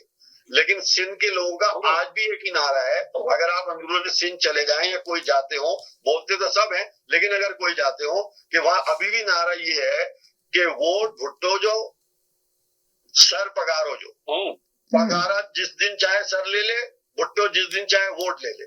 ये आज भी वहां का नारा है, वहां पे उसका शहर अभी तक नहीं टूटा। यानी कि आप ये कह रहे हैं कि सिंध में अभी भी भुट्टो जिंदा है और भुट्टो अभी भी जाए ना इंटीरियर, आप इंटीरियर सिंध में जाएं, वहां कहें कुत्ते का कांटे का इलाज नहीं है, वहां आप कहें कचरा है, कुंडी, जो भी आप कह लें, लेकिन एक आप वहां पे जिए भुट्टो का अभी अब गाना लगाएंगे। तो आप ये कह रहे हैं, तो फिर आप क्या पाकिस्तान में दूसरी जगह जहाँ इमरान खान का वो है वोट बैंक है, तो क्या कहते हैं कि आवाम तस्लीम कर लेगी, इन लोगों को एक्सेप्ट कर लेगी? मैं आपसे कह चुका हूँ कि उसका इमरान खान का वोट बैंक है जी, लेकिन तो यही ना कि जब अभी भुट्टो का जब है अभी तक, अब आप कह रहे हैं कि जाके ले लो भुट्टो का, तो फिर इमरान खान ने जो इतनी पॉपुलैरिटी हासिल की है और इतने फेमस हैं, तो फिर किस तरह उनको खत्म किया जाएगा, जो कोशिश में लगे हुए इनकी पार्टी को खत्म करने की? जी हाँ जी। इसी ताकत के बावजूद पीपल्स पार्टी को एक दफा 20 सीटें मिली थी। इसी ताकत के जो नवाज शरीफ की ताकत है उसके बावजूद उनको 27 सीटें मिली थी। इनके पास, पीटीआई के पास वोट बैंक है, नो डाउट, इसमें कोई शक नहीं है जो भी तज्जिए बता रहे हैं, लेकिन वो कैश कैसे होंगे जब कैंडिडेट ही नहीं होगा। अगर इलाके से कोई बंदा नहीं खड़ा होगा तो मेरी बहन किसको वोट डालेंगे लोग? मुझे अब ये बता दें, वो कहाँ जाएगा? देखिए कैंडिडेट को खड़ा नहीं होने देंगे, जब आपके कैंडिडेट को खड़ा नहीं होने दिया जाएगा तो क्या कहाँ जाएगी क्या? सवाल ये पैदा होता है ना। सॉरी, पाकिस्तान के इस वक्त इस तरह के हालात हैं कि मेरे काफी दोस्त जो पीटीआई में थे, पहले बड़ी बड़ी बहस होती थी, बड़ा बड़ा कुछ बोला जाता, अब मैं फोन करता हूँ पीटीआई की बात करता हूँ, वो कहते हैं ना भाई पीटीआई की बात ना करें, इमरान की ना बात करें, कहीं ऐसा ना हो पकड़े ना जी। तो यानी कि आप ये कह देना, यहाँ पे तो आपके लफ्जों से तो ये लग रहा है कि इतना खौफ हिरासत फैला दी गई है कि वो यानी कि खुद नहीं लोगों ने छोड़ा, मगर उनपे इतनी खौफ और हिरासत है कि वो नाम लेते हुए डर रहे हैं, नाम नहीं लेना चाह रहे हैं। आप दहशतगर्दों के साथ हैं या हमारे साथ है, वो 9/11 वाला वाकया है कि अगर दहशतगर्दों के साथ है तो अभी आप ये क्या कहते हैं कि 9 मई का जो वाकया हुआ है तो उसमें पूरी पीटीआई इन्वॉल्व थी या किसी और ताकतों का हाथ था? तो ये भी तो बात अभी वाजे नहीं हुई है, तो आप कैसे इसको बात को कह सकते हैं? जी, पीटीआई हो या आदि हो, जिसने कराया वो सारा कुछ आपके सामने आ रहा है, फिर भी आप नहीं बात मान रहे। सिर्फ ये अपना अमेरिका कनाडा वाले नहीं मानते, बात सुने, ये आपको मैं गारंटी नहीं मानने की बात नहीं है, हम तो कहते हैं कि आप बताएं हमें, हम मानने के तैयार हैं, कुछ दें, आप अपना सबूत दें, आके बताएं कि जी ये चीज है। आप क्या सुनना चाहती हैं? नहीं, हम कुछ सुनना नहीं चाहते, हम हकीकत सुनना चाहते हैं, हकीकत बताएं कि इमरान साहब के नहीं, हम कुछ सुनना नहीं चाहते, हम ये सुनना चाहते हैं कि आप हकीकत बताएं कि आखिर को इसका हाथ था, किसने किया? इमरान खान की पार्टी का हाथ है तो यकीनन को सजा मिलनी चाहिए। अरे और सजा देनी ही चाहिए उनको। उन्होंने जितने लोग सोशल मीडिया पे आइडेंटिफाई किए थे कि ये वो लोग हैं जो एजेंसियों के लोग थे, ये पीटीआई के लोग नहीं है, इन्होंने आके जो है वो इंतशार फैलाया, वो सारे लोग अब पकड़े गए और सारे के सारे पीटीआई के जो हैं वो लीडर्स हैं, वो लोकल लीडर्स हैं, वो उन सारे लोगों की शिनाख्त हुई है। आए रोज हर बंदे की पिक्चर आ जाती है, आईएसपीआर जारी कर देता है और बता देता है कि जी ये इस जिले का ओहदेदार है, ये इस जिले का ओहदेदार है। ये बात तो श्योर ही है कि जो कौमी यानी कि आप ये कह रहे हैं ये बात बिल्कुल श्योर वालों ने ही की है। जी सुने मेरी बात, गुज़िश्ता 12 महीने 13 महीने की जो इमरान खान की तकरीरें हैं जी, उसमें क्या कहा गया है? फला ने ये कहा, फला ने ये कहा, घर से बाहर निकलो, घर में बैठना जो है वो अगर सच का साथ नहीं दो तो गलत है, जिहाद के लिए नहीं निकलना है, सब कुछ करना है, ये सारी तरगीबात होती है ही नहीं होती। लीडर कौन होता है? लीडर के फॉलोअर्स होते हैं, मानने वाले होते हैं। बिल्कुल। उन सब ने 13 महीने तक वो सब कुछ सुना और बर्दाश्त किया ना। हाँ, स्लो पॉइजनिंग हो रही थी, ऐसे ही है। उसके बाद वो गिरफ्तार होने के जिस दिन रहा उस दिन फिर उन्होंने कहा कि अगर दोबारा गिरफ्तार करोगे तो इससे ज्यादा रिएक्शन आएगा। बिल्कुल। जिस दिन 9 मई को जिस दिन 9 मई को जब वो गिरफ्तार होते हैं तो उनका लॉयर जो है वो ट्विटर पे कह रहा है कि उनको कील वाले डंडों से उनके कील वाले डंडे उनके सर पे मारे गए, उनकी टांगों के ऊपर डंडे मारे गए, और आज वो कह रहे हैं कि ये सब झूठ है, मुझे तो कुछ नहीं हुआ। मुझे किसी ने हर चीज का जवाब है, हर चीज का जवाब वो कह रहे हैं किसी ने कहा और दस्तखत करके दिए उन्होंने। भाई जब आपने बयानिया इतना नेगेटिव बनाया तो उसका नतीजा क्या निकलेगा? नतीजा ये निकलेगा कि पिछले 12-13 महीने से जब से इनकी गवर्नमेंट गई है, बजाय इसके कि अपने पार्टी को मजबूत करने में लगते, बजाय इसके कि ये बेस्ट कैंडिडेट्स को देखते कि कौन है, बजाय इसके कि ये इस चीज को देखते कि पीटीआई के साथ वफादारी किसने निभाई है, बजाय इसके ये इस चीज को देखते कि मेरा कौन सा वर्कर है जिसने कितना काम किया है, जिसने पार्टी के लिए कितना काम किया है, जिसने चेयरमैन के लिए कितना काम किया है, जिसने पीटीआई का वोट बैंक बढ़ाने के लिए कितना काम किया है, बजाय इसके इन सारी चीजों को वो देखते और बेहतरीन कैंडिडेट्स का इंतखाब करते और इलेक्शन में उतरते, इलेक्शन की तैयारी करते और इलेक्शन में जाते, इलेक्शन जीतते। इमरान खान साहब का फोकस रहा कि नहीं, मैंने इदारों से टकराव कैसे लेना है, मैंने रियासत के मुखालिफ बयानियां कैसे बनाना है। इमरान खान साहब को इस चीज का अच्छी तरह से पता था कि जिन प्राइम मिनिस्टर की जगह उन्होंने ली नवाज शरीफ की, वो सिर्फ बात सुनिए वो सिर्फ इस वजह से गए कि उन्होंने इदारों से टकराव लिया। जब इमरान खान साहब के सामने ये मिसाल बिल्कुल सामने थी कि पिछले 2 से 3 प्राइम मिनिस्टर्स कैसे घर गए, वो सिर्फ इस तरह से गए, वो दानिश सिर्फ को इस तरह रोकना से गए। बहुत मुश्किल है उनको। देखिए वो सिर्फ इस तरह से गए कि उन्होंने इदारों से टकराव लिया। जब आपके सामने पिछले 3 प्राइम मिनिस्टर्स थे कि इदारों से टकराव आपने लिया तो आपने घर जाना है, उसके बाद ना आपकी पार्टी बचती है, ना आपके पास एमएनएस बचते हैं, ना आपके पास एमपीएस बचते हैं। आपके मुशीर खास, आपके मिनिस्टर्स, आपके गवर्नर्स जब सब आपको छोड़कर चले जाते हैं, जब आप इदारों से टकराव लेते हैं, फिर आपके पास 13 महीने थे। 13 महीने में आपकी नाक के नीचे से पंजाब गवर्नमेंट को वो निकाल के ले गए। 13 महीने में आपको घुटने टेक दिया आपने केंद्र के गवर्नमेंट को डिसॉल्व कर दिया। इसके अलावा और कुछ नहीं। तो आप उसके अलावा कश्मीर की गवर्नमेंट जहां पे आप 24 की मेजोरिटी से थे, जहां पे 80% 90% आपकी 2/3 अक्सरियत थी, कश्मीर की गवर्नमेंट आपकी नाक के नीचे से निकाल के ले गए। आपको सियासी तौर पे इंतहाई और ऐसी शिकस्त दी गई कि आप याद रखेंगे, अभी तक आपको इस बात की नहीं समझ आ रही कि मैं इदारों से टकराव लिया, मैंने अपनी पार्टी बर्बाद कर ली। अभी भी आप टकराव पे जा रही हैं, अभी भी आप टकराव की सियासत कर रहे हैं, अभी भी आप मनफी सियासत कर रहे हैं। कौन लड़ेगा इलेक्शन आपकी पार्टी के टिकट पे? अब तो वही आपका मजाक बन जाएगा कि एक बंदा दुकान पे खड़ा दूध ले रहा था, 2 मोटरसाइकिल सवाल आए, वो क्या कहते हैं, असले के जोर पे पीटीआई का टिकट दे के आपको चले गए। लोग हंसेंगे आपके ऊपर। आपको एक जरूरत है इस टाइम मुसालियत की। आपको चाहिए आप जाएं सियासतदानों से बात करें, ताकि सेकंड सर आपकी बात लेती हूँ, तब ही पीटीआई जिंदा रहेगी। अब पीटीआई में कौन रह गया, कौन सा ऐसा लीडर रह गया, किसको आगे लेकर आएंगे, कौन आपका मुशीर बनेगा, कौन आके आपके मिनिस्टर्स बनेंगे, हो गया पार्टी का बयान आप अपनी बर्बादी के जिम्मेदार खुद हैं। कॉलर को रोकना मुश्किल, दानिश को रोकना मुश्किल। दानिश ब्रेक पे पाँव रख लो खुदा के लिए। अब बोले, आप बंद कर दिया मैंने, आप बोले। पटवारी साहब बंद हो जाए, बात कर रहे हैं, बहुत हो गई है। अच्छा एक सेकंड जैदी साहब, 1 मिनट जैदी साहब, आप 1 मिनट इनका ले लूं फिर आपका ले दूं जी। साजिद साहब 1 मिनट, दानिश को हॉस्पिटल भेजा जाएगा। 1 सेकंड इनका बोले। काफी लोगों को दवाई की जरूरत होगी, मैं हॉस्पिटल जाके उनके लिए दवाई भी लेकर आऊंगा, टेंशन जी। बोले आप बोले। अरे 1 सेकंड। ऐसे हुआ है के साथ भी ऐसे हुआ है, मियां साहब के साथ 3 दफा हुआ ऐसे। ये तो ऐसे होता रहता है। तो जब ऐसे होता है तो तब सबक सीखने की जरूरत होती है, तब उस चीज को रिपीट करने की जरूरत नहीं होती। आप इतने खुद को नेल्सन मंडेला समझ बैठे, आप समझ बैठे कि मैं जो हूं वो रेवोल्यूशनरी लीडर हूं, आप समझ बैठे मैं जो हूं वो इतना बड़ा रेवोल्यूशनरी लीडर बनूं। ऐसे नहीं होता, आपको मुसालियत करनी पड़ती है, कॉम्प्रोमाइजेस करने पड़ते हैं, तभी आपकी गवर्नमेंट आगे चलती है। अगर आपको इक्तदार में रहना है तो दानिश लियाकत भाई को टाइम दो। जी जी, अब वो लियाकत भाई की बात नहीं सुनी गई तो वो ड्रॉप हो गए। जी साजिद साहब आप बोले, क्या कहेंगे? मैं 1 मिनट बोल दूं उसके बाद साजिद साहब को बोल जी।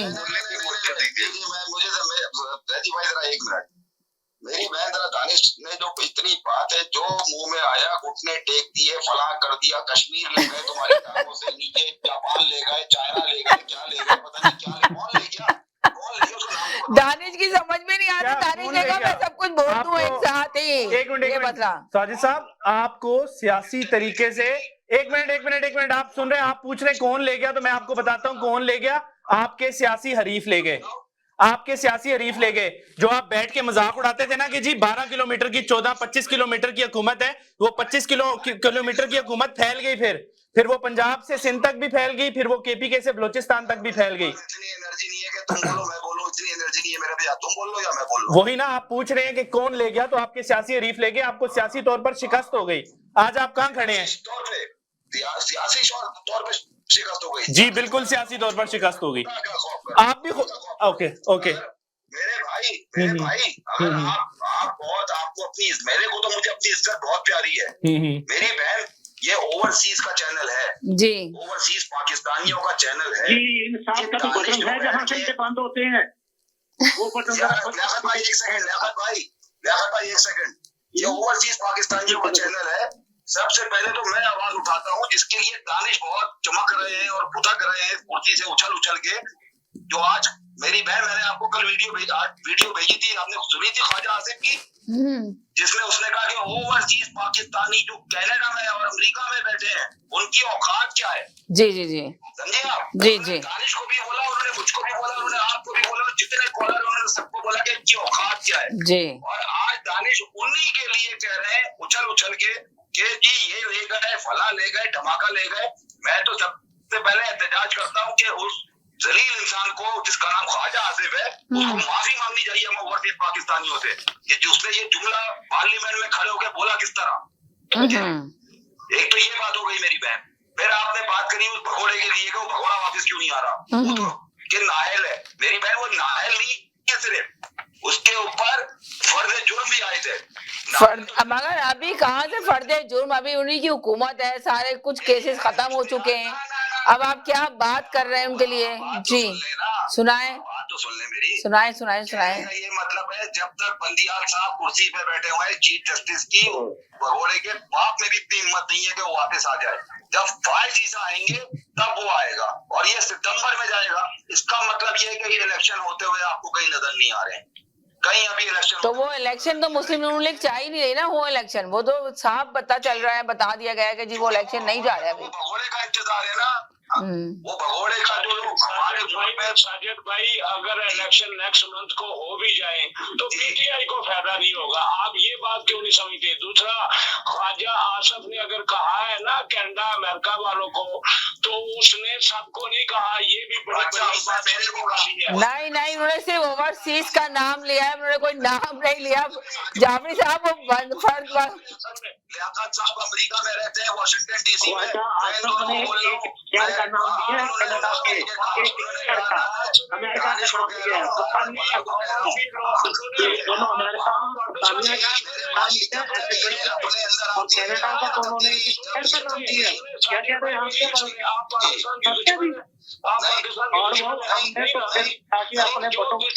उधर और भी हस्तियां रहती है,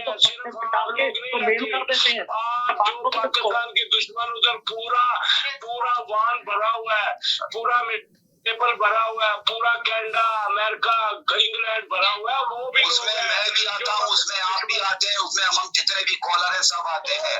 मेरे भाई फील करूँ, मुझे कह रहे हैं आप नहीं समझ रहे ना, मैं गैरत का आदमी उसमें तो फील कर रहा हूँ। जो फील नहीं करेगा मेरे साथ होगा भाई, वो गैरत का आदमी होगा। मैं जुमला नहीं यूज करना चाह रहा। अगर आप पाकिस्तान के दुश्मन नहीं तो आप निकल जाए, आप ना अपने आप को जाफरी साहब, आप बात को समझने की कोशिश करें, आप समझ नहीं पा रहे हैं और बहस कर रहे हैं। मेरी समझ नहीं आ रहा क्यों बहस कर रहे हैं आप इस बात पर। कई लोग मैं नहीं डरता, उनका नाम नहीं लेते। वो कहते हैं जी ये मजहबी रंग है। क्यों मजहबी है? वो पाकिस्तान के दुश्मन है। आप लोग दुश्मन नहीं है, आपको नहीं कहा गया, आप ये क्यों नहीं बात समझ रहे? आप कौन होते हैं जाफरी भाई? आप क्या उसके नुमाइंदे हैं? क्या आप उसके मुशीर बने हुए हैं? आपकी बात पे मैं कैसे कह दूं कि उसने मुझे नहीं कहा या आपको नहीं कहा? उसने नाम लिया कनाडा अमेरिका का, उसने कहा जो ओवरसीज पाकिस्तानी रहते हैं उसने ये बोला है। सुन ले, कोई भी रेडियो, कोई भी टीवी उनका नाम जब रेडियो पे लेंगे तो वो फौरन रोक देंगे, उनका नाम ना लो। क्या वो जिन है, क्या है वो इंसान है, वो ये जिनको पाकिस्तान से निकाला गया जी क्या कहेंगे, एक सेकंड जी। आप लोग नहीं है जी वालेकुम अस्सलाम जी, क्या हाल है? जी ठीक ठाक, अल्लाह का शुक्र है। मैं नवीद बात कर रहा हूँ यूएसए से, न्यूयॉर्क से। जी तो मैं ये कहना चाहूंगा कि देखें, सबसे पहले तो पाकिस्तान में जो एस्टेब्लिशमेंट का रोल है वो एक रोल डिफाइन होना चाहिए जी। यानी कि मतलब 75 साल हो गए हैं, आज तक हम यही डिफाइन नहीं करते कि आर्मी का या एस्टेब्लिशमेंट का किरदार है क्या। जी वो हर अदारे को अपनी मर्जी से चलाते हैं, अगर चाहें तो कोर्ट रात को 12 बजे खुल जाए, ना चाहें तो कभी भी ना खुले। और इलेक्शन में भी जो इस तरह से अभी पीटीआई को निकाल रहे हैं या कश्मीर लूज कर रही है या पंजाब लूज कर रही है, कहीं से भी आपका क्या ख्याल है कि ये कोई नॉर्मली पॉलिटिशियंस एकदम से उठ के इधर से उधर चले जाते हैं? जाहिर बात है पीछे से एक फोर्स होती है जो उनको पुश करती है, तो फिर वो उनकी फाइलें खोल के दिखाती है, उनकी वीडियो दिखाती है जी। चीजें तो होती है ना, ऐसे थोड़ी हो जाती है कि चीजें जनाब यहाँ राइट से लेफ्ट हो जाए, लेफ्ट से राइट हो जाए। अभी पॉलिटिशियंस जो हमारे हैं इनको उनकी गोद में जाके बैठने का इतना शौक है, जब तक ये शौक खत्म नहीं होगा और ये आपस में बैठ के डिसाइड नहीं करेंगे कि भाई जो भी है पॉलिटिशियंस ने करना है। अगर ये इंडिया में हो चुका है, बांग्लादेश में ये हो चुका है, हम उन्हीं की एग्जांपल लेते हैं, दाएं बाएं नहीं देखते हैं। वो मुल्क हमसे 10 गुना आगे जा चुके हैं जी। बांग्लादेश के रिजर्व देख लें आप, 40-50 अरब डॉलर हैं, हमारे 4 अरब डॉलर हैं। इंडिया के देख लें 500 अरब डॉलर हैं, हमारे 10-12 मतलब इतने ही है, 4-5 होंगे, 10-12 होंगे, इससे ज्यादा ऊपर क्या होगा? वहां पे भी आर्मी का वजूद ही नहीं है कि चीफ ऑफ आर्मी स्टाफ क्या चीज है। यहाँ हमारे यहाँ इनको ये कहते हैं कि हमसे बड़ी भलाई कोई नहीं है।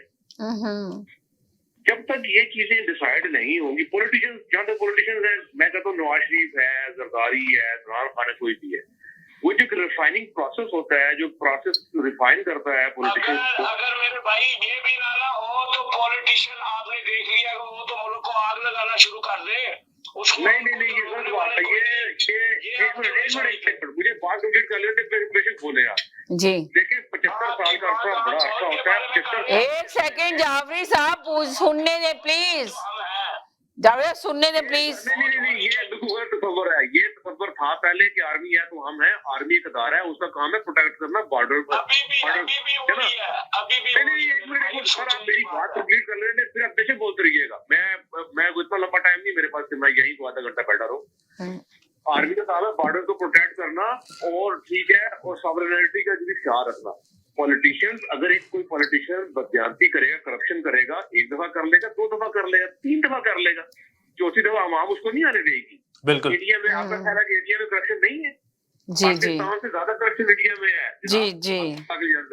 लेकिन वो देखिए कहाँ जा चुका है, वो चांद से पहुंच गए, आप कहाँ बैठे हैं?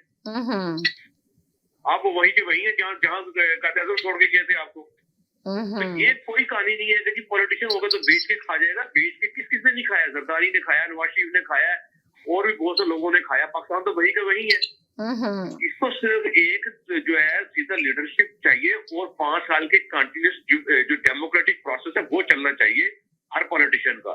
एक दफा आएगा, अवाम देखेंगे हम इसने परफॉर्म नहीं किया, 2 दफा उसको ट्राई करेंगे, कितनी दफा ट्राई कर लेंगे, तीसरी 4थी दफा नहीं होगी, उसको अवाम उठा के बाहर फेंक देंगे। और क्या करती है कि 2-2.5 साल के अंदर अंदर जनाब तक उनको उतार के फेंक देती है। ना अवाम उससे तंग आई होती है और न कुछ, और उसकी जगह फिर मखलूत हुकूमत ले आती है। 50 उसके ना वो कानून में कुछ कर सकते हैं, ना वो कानून चेंज कर सकते हैं। अच्छा जनाब साहब, ना कॉन्स्टिट्यूशन में कोई चेंज ला सकते हैं, ना कोई वो रिफॉर्म्स ला सकते हैं, और इतने में 2.5 साल 3 साल हो जाते हैं, फिर उठाकर उनको बाहर फेंक देते हैं पकड़ के। ये तो कोई क्लियर कारण नहीं है। 5 साल आप पूरा दें उनको, पूरी उनको पावर दें पॉलिटिशियंस को। आपके लिहाज से इमरान को इस तरह उतारा गया है या उसकी अपनी कबीना में वो जो लोग भागे थे, अदम इत्मीनान आई है, उसको लीगल तरीके से वो हटाया गया या फौज ने हटाया? आप जरा जवाब दें। इसको फौज ने हटाया,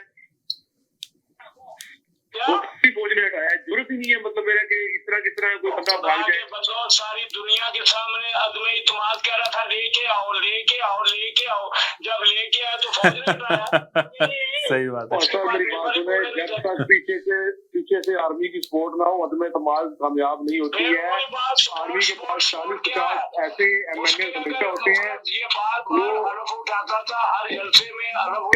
MNA ऐसे होते हैं जिनको वो कहीं भी उठा के राइट से लेफ्ट और लेफ्ट से राइट कर देते हैं जनाब जी। जितना भी आपका ये मुल्तान का इलाका है, नॉर्थ पंजाब है, और ये KPK के जो आजाद फाटा वगैरह है, ये सारे आर्मी के हाथ में होते हैं। नहीं जी, ऐसा कुछ भी नहीं होता। आर्मी का पाकिस्तान की सियासत में कोई अमल दखल नहीं है, बिल्कुल भी। जो कुछ होता है सियासतदान खुद करते हैं। अगर कोई दरवाजा जाके खटखटाता है, कोई सियासतदान जाकर फौज का दरवाजा खटखटाता है, तो वो सियासतदान का कसूर है, इसमें फौज का कोई किरदार नहीं है। ना आर्मी के कोई MNAs होते हैं, ना आर्मी के कोई MPAs होते हैं। जो बंदा जाके दरवाजा खटखटाता है, पुकार होती है, आवाज होती है। मकसद ये है कि पुलिस भी, मगर ये बात ज्यादा सही है कि सियासतदान खुद जाते हैं, उनका दरवाजा खटखटाने के लिए, आपका बहुत शुक्रिया। आपने यूएसए से नवीद साहब आप बताएं और क्या हमारे लाइव प्रोग्राम में आपने कॉल की। नवीद साहब, जैसे आप अपनी आवाज सुनाने के लिए आपने हमारा दस्तक दिया तकरार को, इसी तरह जो मुखालिफ पार्टी होती है जी कि हमें दलवा दो तो हम वो ही करेंगे जो तुम चाहोगे। इनका ये नुक्ता नजर जब तक ठीक नहीं होगा, ये मुल्क में तरक्की नहीं करनी है, आप जो मर्जी कर। जी, आपकी बात कहीं हद तक तो बहुत ज्यादा सही है। जब तक वाकई सही बात है, ये लोग अपने आप को सिस्टम को सही नहीं करेंगे जब तक कुछ मिलते हैं। अगर हमारे पास आपके पास टाइम नहीं है तो जी नवीद साहब क्या कहेंगे आप और Majid? Hello, thank you so much. देखो आपका प्रोग्राम बहुत अच्छा है। मैं रियली लाइक यू और दारे साहब को कि जो लोग आप ये ओवरसीज का जो है थोड़ी सी इनपुट ले लेते हैं, हमारी भी थोड़ी बहुत बढ़ास निकल जाती है। तो इन दी एंड ये देखिए, ये शो जो ना आप ही लोगों के लिए बनाया गया है, और ये शो आप लोगों की आवाज यहीं तक नहीं जाती बल्कि लाखों लोगों तक पहुंचाई जाती है। इसके जरिए लाखों लोगों तक आपका मैसेज जाता है। ऐसे नहीं कि बस अब आपने यहाँ बोल दिया तो बोल दिया, नहीं, बहुत लोग देख रहे होते हैं, बहुत लोग सुन रहे होते हैं और जाता है इसका मैसेज जी। मगर आपका ओपिनियन, आपकी राय बहुत अच्छी थी, आपने बहुत अच्छी बातें की, बहुत अच्छा तजिया दिया आपने। I am really appreciate. आप हमेशा रोजाना प्रोग्राम में आया करें, टाइम निकाला करें, थोड़ा देखा करें। मैं आपको कॉल करूंगा दोबारा। बहुत शुक्रिया, थैंक यू सो मच, बहुत शुक्रिया। अल्लाह हाफिज़। जी महमूद साहब बताइए। महमूद साहब जी, महमूद साहब बोल रहे हैं आप भी। मैं ये कहना चाहता हूँ जनाब, यहाँ तो फिर आपका जो टेबल है इसको बैलेंस करें। एक अपने हमारे दानिश भाई हो जाए तो साथ में एक बंदा PTI का भी रखें ताकि आपको बैलेंस ओपिनियन तो मिले। अरे मैं न्यूट्रल हूँ, न्यूट्रल में नहीं, कोई बात नहीं, इनको रहने दे मुस्लिम नून लीग के लिए। बाकी कॉलर ही काफी है ना, आप काफी हैं, जरूरी नहीं है कि चलना चाहिए कि हमने बहस में वैसा आप लोगों से करना है या हमें आपसे कुछ पूछना है या आपने हमसे कुछ पूछना है। अगर बहस में वैसा करना है तो चलो ठीक है, कर लेते हैं। ये एक तो ये बात। दूसरी बात ये है कि सब दोस्तों से रिक्वेस्ट है कि थोड़ा इसको मैनेज करें। टाइम जिस दिन जरा ज्यादा लोग हों तो अपना मुख्तसरी मैसेज रखें। बात तो एक ही है जो हमने करनी। बाकी दूसरी ये बात ये है कि मैं उनका ज़ियादी साहब का तजिया अच्छा था, मुझे अच्छा इसलिए लगा है कि ये इमरान खान ने जो काम करना था ना वो कर दिया है। मेरा ओपिनियन तो ये है, जो उन्होंने करना था, जो एक सोच लोगों में आनी थी, ये मैं नहीं कहता कि ये बहुत कमाल किया है। कोई माने या ना माने, चॉइस अब हम पे है कि हम इस तब्दीली को, इसको आजादी को समझें या ना समझें। आजादी ये नहीं होती कि आप पकड़ के अपना टेलीफोन अपनी पसंद का पिज्जा ऑर्डर कर लें या अपना चैनल चेंज कर लें या अपने बच्चे को। जो आजादी की बात वो कर रहा था वो बहुत बड़ी चीज की बात कर रहा था। यानी कि हकीकी आजादी की जो इमरान खान बात कर रहे थे, आप उससे एग्री करते हैं कि हकीकी आजादी की जो बात कर रहे थे बड़ी बात कर रहे थे? जी, बिपर जॉय से भी बड़ी बात थी। आपकी किस्मत आपके हाथ में हो, आपकी किस्मत ये है कि आपको दर करने के लिए इन लोगों ने जो 75 साल से उसके हुक्मरान थे, इसमें फौज, जज, ब्यूरोक्रेट, सियासतदान, उन्होंने आपको दर बदर कर दिया है, आपकी नस्ल आपसे छीन ली है, आपके बच्चे, आपके घर वाले आपसे छीन लिए हैं। अब आप क्या समझते हैं कि उनकी हिमायत करके फिर हमें वही धकेलना चाहते हैं? आप खुदा का शुक्र अदा क्यों नहीं करते? आप क्यों जुल्म करने वालों के साथ दे रहे हैं? कभी आप बैठिएगा, सोचिएगा कि यार एक वक्त मिला था, एक चांस मिला था, हमने उसमें के मारे साथ दे रहे हैं। आप कनाडा में, आपको पता है, आप घर के मारे फौरन चेंज हो गए हैं। जो कुछ आपका बात ने वीडियो पड़ी है, ये चैनल के सारे क्लिप पड़े हैं, जो आप इसके खिलाफ बोलते थे ना, आज उसकी साइड ले रहे हैं। इसका मतलब है डर के ले रहे हैं। आपको किस चीज का डर है? आपकी मर्जी है, आप इसको अभी आप इसकी मुखालफत करें, बड़े शौक से करें, लेकिन मेरी बात लिख लें, एक दिन आएगा आप बैठेंगे, आप कहेंगे, जब ये स्टोरी सुनाएंगे किसी को, तो कहेंगे यार हमें समझ नहीं आई कि वो क्या, हमें एक मौका मिला था। किस चीज का मौका? महमूद साहब, किस चीज का मौका? ऐसी आजादी नहीं चाहिए। बात सुन लीजिए, ये जिंदगी में कौमों में कभी कभी आप इसको शिकस्त मत समझे, ये मेयर बन गया और फलाना बन गया, धमाका बन गया। अगर आपने नस्ल दर नस्ल इन्हीं लोगों को छोटे छोटे मुफादात की खातर इन्हीं का अपने आप को ज़हनी तौर पे, आप मुआशी तौर पे अपनी खुशहाली का इन्हीं की किस्मत इन्हीं के हाथों में छोड़नी है, तो गुड लक टू यू। देखें, जिन लोगों की आप मिसालें देते हैं, उन्होंने कुछ ऐसे काम किए हैं, उन्होंने दुनिया में तब्दीली लाई है। तुर्की देख लें, चाइना देख लें, बांग्लादेश देख लें। दिमाग में एक बात आई है और मैं जैदी भाई से सवाल करूंगा। जैदी मेरी बहन बहुत इम्पोर्टेंट बात है। आपको महमूद भाई सुन लीजिए, ये बात मैं ये अर्ज करना चाह रहा हूँ कि ट्रस्ट में आप पढ़े लिखे लोग हैं, आपको जिन लोगों ने चाइना का इनकलाब सुना है, पढ़ा है, देखा है, उनको पता है कि वो एक दफा ऐसा नहीं हुआ था। ये वही बुर्जुआ, ये वही ताकतवर, ये वही सरमायादार, ये वही जगीरदारों का टोला है। जब आप तरक्की करने लगते हैं। अरे आप एक बात सुने, क्या कहते हैं महमूद साहब, आपने ना मुझे इस बात का तो जवाब ही नहीं दिया कि ये जो इलेक्शन हुए, मुर्तजा वहाब आए, तो आप बताएं कि ये फेयर इलेक्शन हुए थे या नहीं? वो इल्जाम लग रहा है कि धांधली की गई है इन इलेक्शन के अंदर। मैं कहता हूँ कि ये एक जत्था है, इनको खुदा के लिए पहचाने। ये आज नवाज शरीफ के साथ हैं, फिर ये इमरान खान के साथ गए थे, फिर इस तरह ये हर इनकलाब में ऐसा ही हुआ है, और ये इनकलाब एक दिन में नहीं आते, आप समझते हैं। अब आप ये देखें ना, कितने सालों बाद पीपल्स पार्टी का मेयर बना है कराची का, आप बताएंगे कितने सालों के बाद आया है? छोड़ देंगे तो छोटे छोटे अल्लाह ताला भेज देगा। शरीफ आया ना मैदान में, हो सकता है इसके हाथों में कुछ। जी हेलो जी शेख भाई, लोगों ने आपकी किस्मत नहीं। कितने सालों बाद आया है पीपल्स पार्टी का मेयर कराची का जो बना है अभी, बताएंगे आप? नहीं बता देंगे तो बात नहीं रुकेगी, स्टॉप नहीं होगी, स्टॉप करना पड़ेगा। जी अच्छा, ये कराची का मेयर पहली दफा आया पीपल्स पार्टी का। कितने साल लगे आने में, ये मैं पूछना चाह रही हूँ आपसे। जब से फॉर्म हुई है पीपल्स पार्टी। कितने साल आपके पास चांस है, उठिए, हक का साथ कितने साल इसको पहचानिए। हक यही है कि आपके हकूक सल्ब हैं, आप आजाद कौम नहीं है, आपको किसी जी बोले शेख भाई, आप बोले जरा, आप स्टॉप हो। महमूद साहब ब्रेक पे पैर रखें। महमूद साहब हो गया आपका, आगे आपका तज्जिया, प्लीज ब्रेक पे पैर रखें। जी बोलिए। मैं सिर्फ एक जुमला कहता हूँ, इमरान खान को मारना है, खत्म करना है, तो उससे बड़ा कोई बहुत बड़ा आइडिया, उससे बहुत बड़ा एक बयानिया, उससे बहुत बड़ी कोई तहरीक लेके आए तो मर जाएगा, नहीं तो इमरान खान आपसे मरने वाला नहीं है। मैं बस यही कहता हूँ। चलें जी, अब आप बोले। अच्छा, अब महमूद भाई डर के साथ दे रहे हैं, बहुत डर गए आप कनाडा में रह के, पता नहीं किन से डरे हैं। पीटीआई वाले आपका कुछ नहीं बिगाड़ सकते, वो दूसरे लोग हैं जिनके बारे में आप बोलते रहे ना। ये सारे इस चैनल पे पुराने प्रोग्राम है। चले शेख भाई आप बोले, सर आप बोले।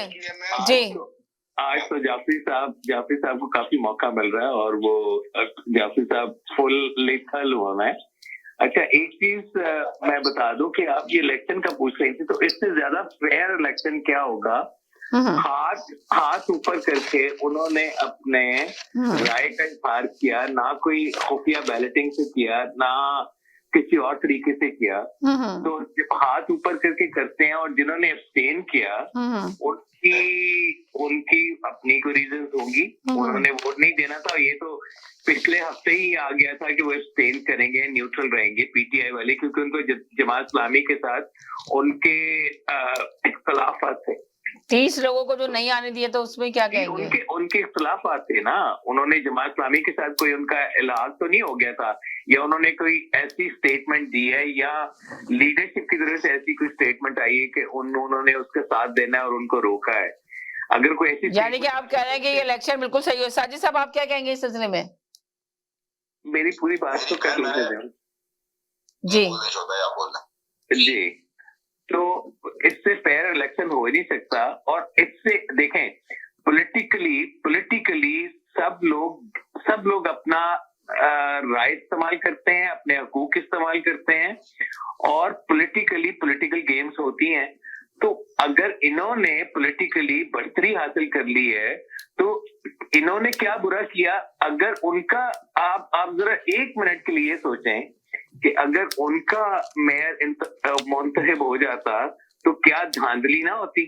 क्या आप उसको धांधली ना कहते? आप ये कहते कि जी वो इधर तो शोएब भाई, वो 30 लोगों को वोट क्यों नहीं डालने दिया? शोएब वो कह रहे हैं कि वो अपनी मर्जी से नहीं शामिल हुए, जबकि कहा जा रहा है कि उनको रोका गया, अच्छा नहीं आने दिया गया। क्या उनको दरवाजे की ज़ियारत आप करने मुझे आए थे, वो सिर्फ दरवाजे की एक ज़ियारत स्टेटमेंट करने आए बता थे। दें लीडरशिप की तरफ से, या शाह महमूद कुरैशी की तरफ से, या किसी की तरफ से कोई एक स्टेटमेंट बता दें कि वो लोग वोट करेंगे और उनको रोका जा रहा है। ये तो जमात इस्लामी का वर्डिक्ट है ना। बिल्कुल बड़ा वैलिड पॉइंट है, बड़ा वैलिड पॉइंट है, बिल्कुल। ये आपको कल आ जाएगा मेरे भाई, ये कल आपके पास आ जाएगा। नहीं, चले कल का इंतजार करते हैं। चाहिए, ये एक मेयर होना था, ये कोई मजाक है? कराची का मेयर इलेक्ट होना। शोएब भाई, ये केस अदालत में जा तो रहा है, ये केस, ये मेयर का नहीं, वो जमात इस्लामी ने, वो जमात इस्लामी ने खत लिखा है कि अदालत में जाए, इलेक्शन कमीशन को लिखा और इलेक्शन कमीशन जाए। जो हार जाती पार्टी, उन्होंने अपनी सही तो कहनी होती है, उन्होंने 100 बहाने करने होते हैं, लेकिन कोई एक लीडरशिप की तरफ से कोई बयान, कोई स्टेटमेंट, कोई ऐसा मनाजरा हुआ हो कि नहीं उनको रोका जा रहा है उनको, ये तो जमात इस्लामी कह रही है ना। पीटीआई तो बिल्कुल इस मामले में बिल्कुल न्यूट्रल थी, उन्होंने तो कुछ कहा ही नहीं। सियासी तौर पर शिकस्त है, ये ऐसे ही है। अब आपके शाह महमूद कुरैशी ने खड़े होकर कह दिया कि जी ये इलेक्शन ऐसा है। ये हर बंदा यहाँ पे पॉलिटिकली स्टेटमेंट्स देता है, और ये पॉलिटिकली स्टेटमेंट्स है। इससे ज्यादा फेयर इलेक्शन नहीं हो सकता कि आप हाथ खड़ा करके अब अपनी राय का इजहार करते हैं, और जितने लोग होते हैं जो अक्सर पार्टी होती है, और वो पीपल्स पार्टी शुरू से कह रही थी कि ये ख्वाब देख रहे हैं, हाफिज नईम रहमान ख्वाब देख रहे हैं, इनका मेयर इलेक्ट नहीं होगा, और उनको भी पता था। अब बयानिया जो मर्जी बना ले, जो भी बनाना है वो बना ले। अच्छा, दूसरा मुर्तजा वहाब की जो एक पर्सनालिटी है, और जिन पेरेंट्स के वो साहबजादे हैं, उन पेरेंट्स की भी बड़ी अच्छी से है, और बड़ी अच्छी उन्होंने अपना पॉलिटिकल करियर स्टार्ट किया। दोनों वफात पा चुके हैं, अल्लाह मियां उनको गरीक़े रहमत करे जी।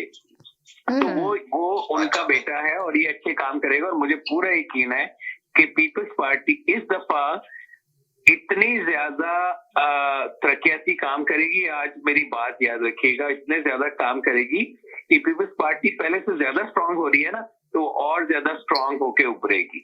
ये मेरी दुआ भी है, और ये मेरी उनके साथ नेक ख्वाहिशात भी है, और कराची के लोगों के लिए, सिंध के लोगों के लिए नेक ख्वाहिशात है कि अल्लाह मियाँ उनको तरक्की दे, और उनके जो ख्वाब हैं वो पूरे करें। चलें जी, आपने कहा कि बहुत तरक्की दे और उनके ख्वाब पूरे करें। जी साजिद साहब, क्या कहेंगे अब आप? जी, मेरी बहन, मैं तो कुछ नहीं, मैं इस बारे में कुछ नहीं कहूंगा, बस मैं एक तहदी भाई से सवाल रख रहा हूँ। वो ये सवाल ये रख रहा हूँ, मेरी बहन, पाकिस्तान का मतलब पूरी दुनिया की सबसे, यानी क्या बोलूं, मोतबर बोलते हैं, क्या बोलते हैं, मोतबर या मदीना या ज़ियारतों की बात नहीं कर रहा, मैं एक दुनिया के मुल्कों की बात कर रहा हूँ। वो है व्हाइट हाउस, उसको बोलते हैं व्हाइट हाउस, जो अमेरिका में है, जहाँ पे अमेरिकन प्रेसिडेंट जो सुपर पावर कहलाता है उसका घर है वो। वहां पे डोनाल्ड ट्रंप हमला करता है, सही है, तो वहां पे स्पीकर को यरगमाल बना लेते हैं, उस डोनाल्ड ट्रम्प की जमात का नाम है रिपब्लिकन। वो डोनाल्ड ट्रम्प पे 3-4 दिन पहले अभी केस हुआ, उसको जमानत पे रिहा भी कर दिया गया।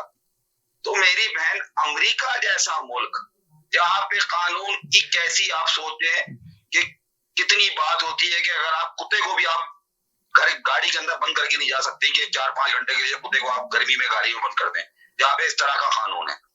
तो मेरी बहन, पाकिस्तान में 9 मई के वाक़े पे कोई कुछ नहीं सुन रहा, बस इमरान खान इमरान खान इमरान खान। डोनाल्ड ट्रम्प की तो पार्टी थी ना मेरी बहन, उसमें तो कोई डेमोक्रेटिक वाला आया ही नहीं था, सिर्फ सारे रिपब्लिकन के लोग थे। उन्होंने बोला भी कि हम डोनाल्ड ट्रम्प के आदमी हैं, डोनाल्ड ट्रम्प ने भी उनकी हिमायत करी। तो मेरी बहन, तो डोनाल्ड ट्रम्प के लिए ये कोर्ट, ये क्या बोलते हैं इसका, आर्मी कोर्ट क्यों नहीं हुआ? वजह क्या है इसकी? मैं तो जैदी भाई से ये सवाल लग रहा हूँ। जैदी भाई, रुक जाए, जैदी साहब से सवाल का जवाब ले लेंगे। मेरे पास कॉलर है जी। हेलो जी, अस्सलाम वालेकुम। जी अस्सलाम वालेकुम। जी वालेकुम सलाम जी। जी, कराची के इलेक्शन के हवाले से जरा सा बात करना चाह रहा था। जी, जब बात करें कराची को, ये क्या मुस्तफा वहाब जो है, बहुत आपने तो कहा था कि मुस्तफा वहाब आएंगे और बहुत बेहतर साबित होंगे कराची के लिए, बहुत काम होगा कराची में। जी देखें, बोले, आप बोले, उनको स्टॉप हो जाएंगे खुद ही, आप बोले जी। देखें, पहली बात तो ये कि कराची के इलेक्शन में थोड़ा सा मैं टाइम लूंगा, थोड़ा बैकग्राउंड में भी जाना पड़ेगा और मौजूदा सूरत हाल भी देखें। पहली बात तो ये कि इलेक्शन मेरी नजर में लोग कुछ भी समझे, ये इलेक्शन तो कालेदम करार देने चाहिए। टर्नआउट ही 10% था, उससे भी कम था, 7-8%। तो बेसिकली तो कराची के लोगों ने इस इलेक्शन में पार्टिसिपेट ही नहीं करा। पीपल्स पार्टी को 4% वोट मिले हैं टोटल वोट के, जमात इस्लामी को 3.5% और पीटीआई को 3%, लीग को 1% से भी कम। टोटल वोट मैंने बताया था 97 लाख हैं, टोटल वोट पड़े हैं तकरीबन 7-8 लाख। तो ये तो कराची की रिप्रेजेंटेशन ही नहीं है, पहली बात तो ये। तो मेरे हिसाब से तो ये वोट, ये इलेक्शन कदम है और ये इलेक्शन कमीशन का कानून भी है कि जिस हल्के में खवातीन के 10% से वोट कम पड़ेंगे वो हल्के का वोट दोबारा री इलेक्शन होगा। लेकिन तो यानी कि आपको लग रहा है कि होगा? नहीं होगा नहीं। ये मैं यही बात करना है, कराची के लिए अलग कानून है, पूरे मुल्क के लिए अलग कानून है। तो कराची पे ये कानून अप्लाई नहीं होता, वो एलियंस है वहाँ पे। नंबर 1 बात। नंबर 2 बात ये कि जो कराची का जो इलेक्शन हुआ, जो जमात इस्लामी कह रही है एलियंस, कल पूछा था ना शेख भाई ने सवाल के कि आपको लग रहा है कि कौन एलियंस रहते हैं वहाँ पे, तो आपने कहा वो तो एलियंस है जी। इसलिए उनका कानून नहीं लगता ना, कोई भी कानून उनको पर नहीं, उनका अपना कानून बना के लिए। अच्छा, अब ये जो जमात इस्लामी आज शोर मचा रही है, ये मुकाफात अमल है। लोगों को शायद इलेक्शन के बारे में पता नहीं है।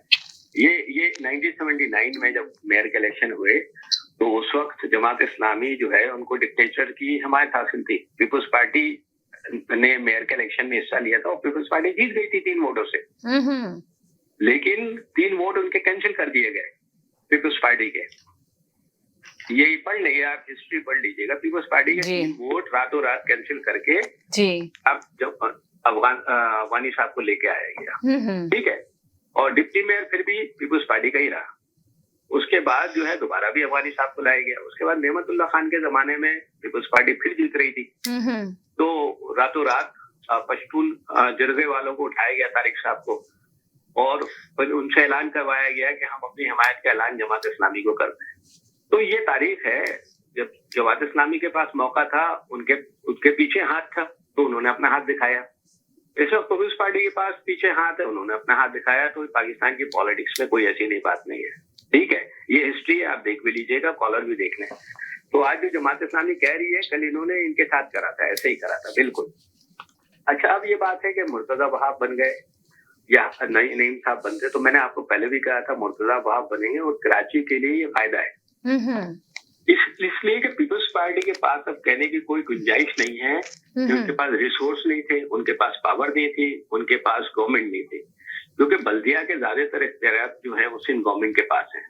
और इस वक्त अपॉर्चुनिटी पीपल्स पार्टी के पास और कराची वालों के पास और मेयर के पास ये है कि उन्हीं की गवर्नमेंट है और उन्हीं के पार्टी का मेयर भी है। तो शायद इस वक्त कराची के लोगों की किस्मत खुल जाए और जब कंपटीशन, यानी कि आप कह रहे हैं कराची की किस्मत खुल जाए और कराची का जो इस तरह कचरा कुंडी बनाया हुआ है तो वो शायद रोशनी का शहर बन जाए, काम करवा लेंगे लोग आके। दो वजह जी ने जो वजह बताई जी, पहली बात तो उनके पास कोई गुंजाइश नहीं है अब कहने की कि उनके पास रिसोर्सेज नहीं थे या उनके पास पावर नहीं थी। 2 चीज उनके पास है, ठीक है। दूसरी बात जो है, अहम बात ये कि आइंदा इलेक्शन आने वाले हैं और कराची में कौमी असम्बली की जो सीटें हैं वो बढ़ जाएंगी। मेरे ख्याल से वो तकरीबन कोई 30 के करीब हो जाए शायद कौमी की, और फिर सूबाई की भी लाजी बातें बढ़ेंगी। तो आइंदा जो गवर्नमेंट बनेगी उसके लिए भी अपॉर्चुनिटी है कि कराची से ज्यादा सीटें हासिल करे। और पीपल्स पार्टी इस वक्त जो है ना, दोनों हाथ कहते हैं ना, घी में और सर कढ़ाई में है इस वक्त। तो आपको लग रहा है कि आपका इलेक्शन अगर होंगे तो पीपल्स पार्टी आएगी? पीपल्स पार्टी बिलावल भुट्टो मेहनत करेंगे। देखिए उनके पास जो ये 6-8 महीने हैं उसमें वो दिन रात लगाते हैं और लगा देना चाहिए उनको। और वो कराची वालों के दिल जीतना चाहते हैं। तो मेरी तो ख्वाहिश थी कि दोनों में से अगर किसी को मैं सिलेक्ट करता तो मैं तो मुर्तजा वाब को सिलेक्ट करता। उसकी वजह भी मैंने आपको बता दी। अब कराची वालों की किस्मत, और पिछले 15 साल से तो वो कराची वालों को दिल नहीं जीत कराची सके। वालों की किस्मत, इतने सालों से वो जद्दोजहद में लगे थे तो अब आ गए कराची में, तो देखते हैं क्या करते हैं वो भी। जी जी मेरा ये कहना था। बाकी और कॉलर्स को लेने चले जी, बहुत शुक्रिया, थैंक यू सो मच। कहीं नहीं जाएगा, मेरे साथ रहेगा। एक छोटे से ब्रेक के बाद वापस आती हूँ। जी नाज़रीन, हम गए थे एक छोटे से ब्रेक की तरफ, ब्रेक के बाद वापस आए। आप देख रहे हैं अपना पसंदीदा प्रोग्राम तकरार और आप देख रहे हैं अपने चैनल आवाज एंटरटेनमेंट देख रहे हैं। मैं चाहूंगी जैदी साहब अभी अपना कुछ बोलना चाहेंगे। जी जैदी साहब।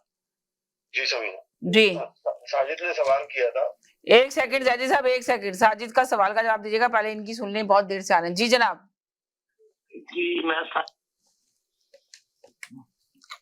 जी जी जी जितने भी मुकदमे चल रहे हैं प्रेसिडेंट ट्रंप पे, वो सारे गिरफ्तारी के हैं। पहले ये मुकाबला होगा इनका रिपब्लिकन पार्टी का। रिपब्लिकन पार्टी को चुनना होगा कि कौन सा हमारा कैंडिडेट है। कि अगर वो प्रेसिडेंट बन गया ना, दिस नवंबर नेक्स्ट नवंबर में इलेक्शन होंगे, अगर वो बन गया तो वो जेल में बैठ के भी ना इलेक्शन लड़ सकता है। ये जो सिविलाइज मुल्क है ना, वो ऐसे करते हैं, एक दरवाजे से वो जाता है, दूसरे दरवाजे से तेल करा के वो निकल जाता है। बाकी रही मलिक साहब की बात, मलिक साहब जो आपके साथ रहते हैं, मलिक साहब नवाज शरीफ फैमिली सुन रही है। You did a very good job today and your check is on way. Okay, जरा जुबान को थोड़ा सा कंट्रोल करके बोला करो। अच्छा, जो 45 मिनट्स बोले हो आज आपका चेक आपको मिल जाएगा। अच्छा, that's all I have to say. जी जी जनाब, जी बोले जैदी साहब। आपका अपर हैंड है सीट पे बैठ के, आप किस वक्त चाहे जो चाहे बोल सकते हैं। हम नहीं ऐसा कर सकते, हमें आधा घंटा लाइन में लगना पड़ता है काल मिलाने के लिए। And you have very big mouth young man, you have to learn. Goodbye. चले, आप कॉल में लगते हैं लेकिन अवाम तक आपकी आवाज जाती है। आपके सुनने वाले, देखने वाले, चाहने वाले सारे आपको सुनते हैं। जी बोले, आप ये क्या बोल रहे थे जैदी साहब? बोलिए जी, फरमाइए। जान की अमान पाऊं तो अर्ज करूं। हाँ, बस जान की अमान पाए तो अर्ज करें, वरना अर्ज करने का तो टाइम ही नहीं है आपके पास भी। जी मैं जैदी साहब को कहता हूँ खुदा के लिए कि मेरे साथ में बस आगे इनकी मर्जी है, ये इस तरह के बंदे चाहिए हमें। जी अगर मिला सकते तो मिला ले, अगर आप में इतना तप्पड़ है। जैदी साहब, ये मौका है, खुदा के लिए अपनी दानिश जो है हमारे लिए यूज करें। इन रईसों के लिए, इन सरदारों, सरमायादार के लिए यूज करें। महमूद साहब, आप कैसे कह सकते हैं कि महमूद साहब सुनिएगा जरा, आप कैसे कह सकते हैं कि रईसों के लिए, सरदारों के लिए, जो लोग इख्तिदार में आए हैं उनके लिए 76 साल हो गए हैं पाकिस्तान को बने हुए, 76 ईयर्स, 34 साल डिक्टेटरशिप रही है। और जब भी डिक्टेटरशिप रही है 10 साल 12 साल 13 साल 10 साल 12 साल 13 साल इस तरह से रही है। 42 साल आपकी डेमोक्रेटिक गवर्नमेंट को मिले हैं, ठीक है, जमहूरियत को मिले हैं 42 साल। 42 सालों में भी जमहूरियत हमेशा बैसाखियों पर आई है, जमहूरियत हमेशा लड़खड़ाती रही है। क्यों लड़खड़ाती रही है? जिन लोगों का आप जिक्र कर रहे हैं, इन लोगों की वजह से नहीं। जो बंदा जब भी प्राइम मिनिस्टर बना है उसको कभी भी इस बात की कभी भी श्योरिटी नहीं थी कि अगले महीने, अगले दिन, अगले हफ्ते उसकी गवर्नमेंट रहेगी या नहीं रहेगी। ऐसा नहीं है कि इसमें किरदार जो है वो एस्टेब्लिशमेंट का था या किसी और का था। किरदार उस वजीर आजम का अपना था जिसको ये नहीं पता कि मैंने कल वजीर आजम रहना है कि नहीं, सिर्फ इसलिए कि वो अपने एमएनए से जाके मिलता नहीं था, वो अपनी पार्टी को एतमाद में नहीं लेता था। आप कैसे कह सकते हैं इलेक्टेबल्स का कसूर है? अभी थोड़ी देर पहले एक साहब कह रहे थे कि एस्टेब्लिशमेंट के पास हमेशा 30 से 40 एमएनए होते हैं, ऐसा नहीं है। इमरान क्यों स्टैंड अप हुआ है? इमरान किसी को चेंज करना चाहता है, मलिक साहब जो आपके मुंह से निकल रहा है। इमरान साहब इन्हीं को चेंज करना चाहते हैं, इन्हीं को चेंज करते हैं, तो फिर बाजवा साहब के कहने पे अपनी गवर्नमेंट क्यों गिराते हैं पंजाब की? इमरान खान साहब अगर इसी चीज को चेंज करना चाहते हैं तो फिर वो कैसे कह सकते हैं कि मैंने बाजवा के कहने पे पंजाब गवर्नमेंट डिसॉल्व कर दी? Do you have an answer for that? ये आप 47 से यही कुछ हो रहा है। 3 साल से 3.5 साल के बाद कौन आगे बढ़ा है? कौन निकाल? इनकी भी है, ये भी उनके पास जाते हैं। गलतियां इन्हीं की हैं जो उनके पास जाते हैं, वो खुद चल के आपके पास नहीं आते। आप चल के जाते हैं, गेट नंबर 4 को दस्तक देते हैं, तब होता है। इन्हीं लोगों की गलतियां हैं। जिगी में चली जाती थी, फुरकान आगे पहन के चली जाती थी, नवाज शरीफ शहबाज शरीफ चले जाते थे। तो नहीं जाना चाहिए था ना, यही नहीं तो जाना सवाल चाहिए चाहिए कि नहीं जाना चाहिए, रुकना चाहिए। ना जाना चाहिए था और ना अब जाना चाहिए। मान लो या उसने असम्बलियां तोड़ी हैं।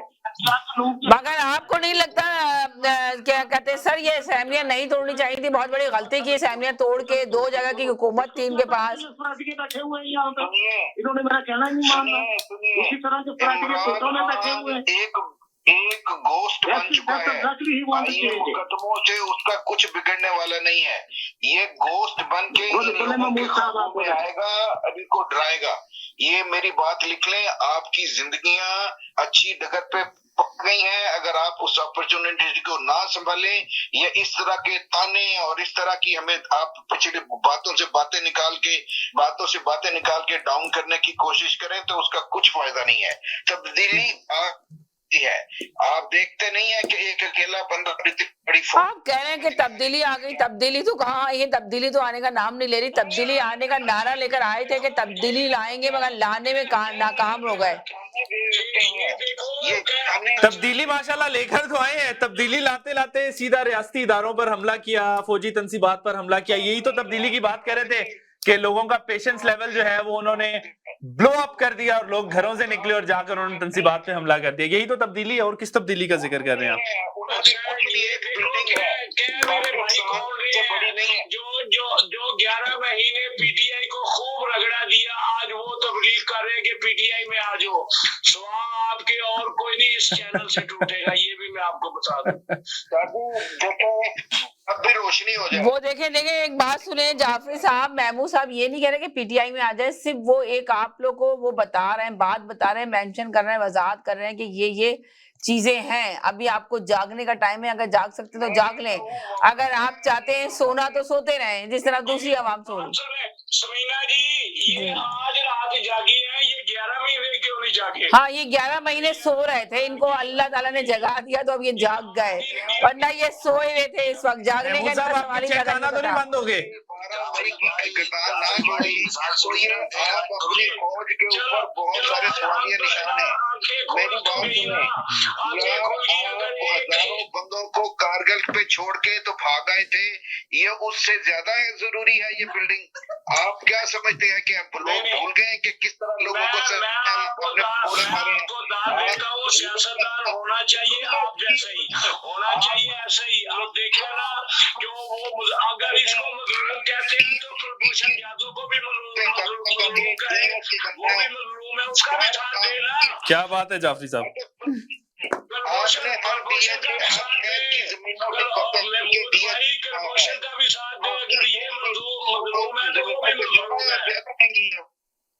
यार आपकी एक बिल्डिंग उन सारी जमीनों से ज्यादा मुकद्दस है जहाँ पे आपने कब्जे करके डीएचए बनाए हैं। कौन से कब्जे करके डीएचए बन गए? डीएचए कब्जे करके नहीं बनते, proper land and housing department होता है, लैंड प्रोक्योर की जाती है, प्रोक्योर करने के बाद वहां पे डीएचए बनता है। आपको किसने कह दिया कि कब्जों वाली जमीनें हैं?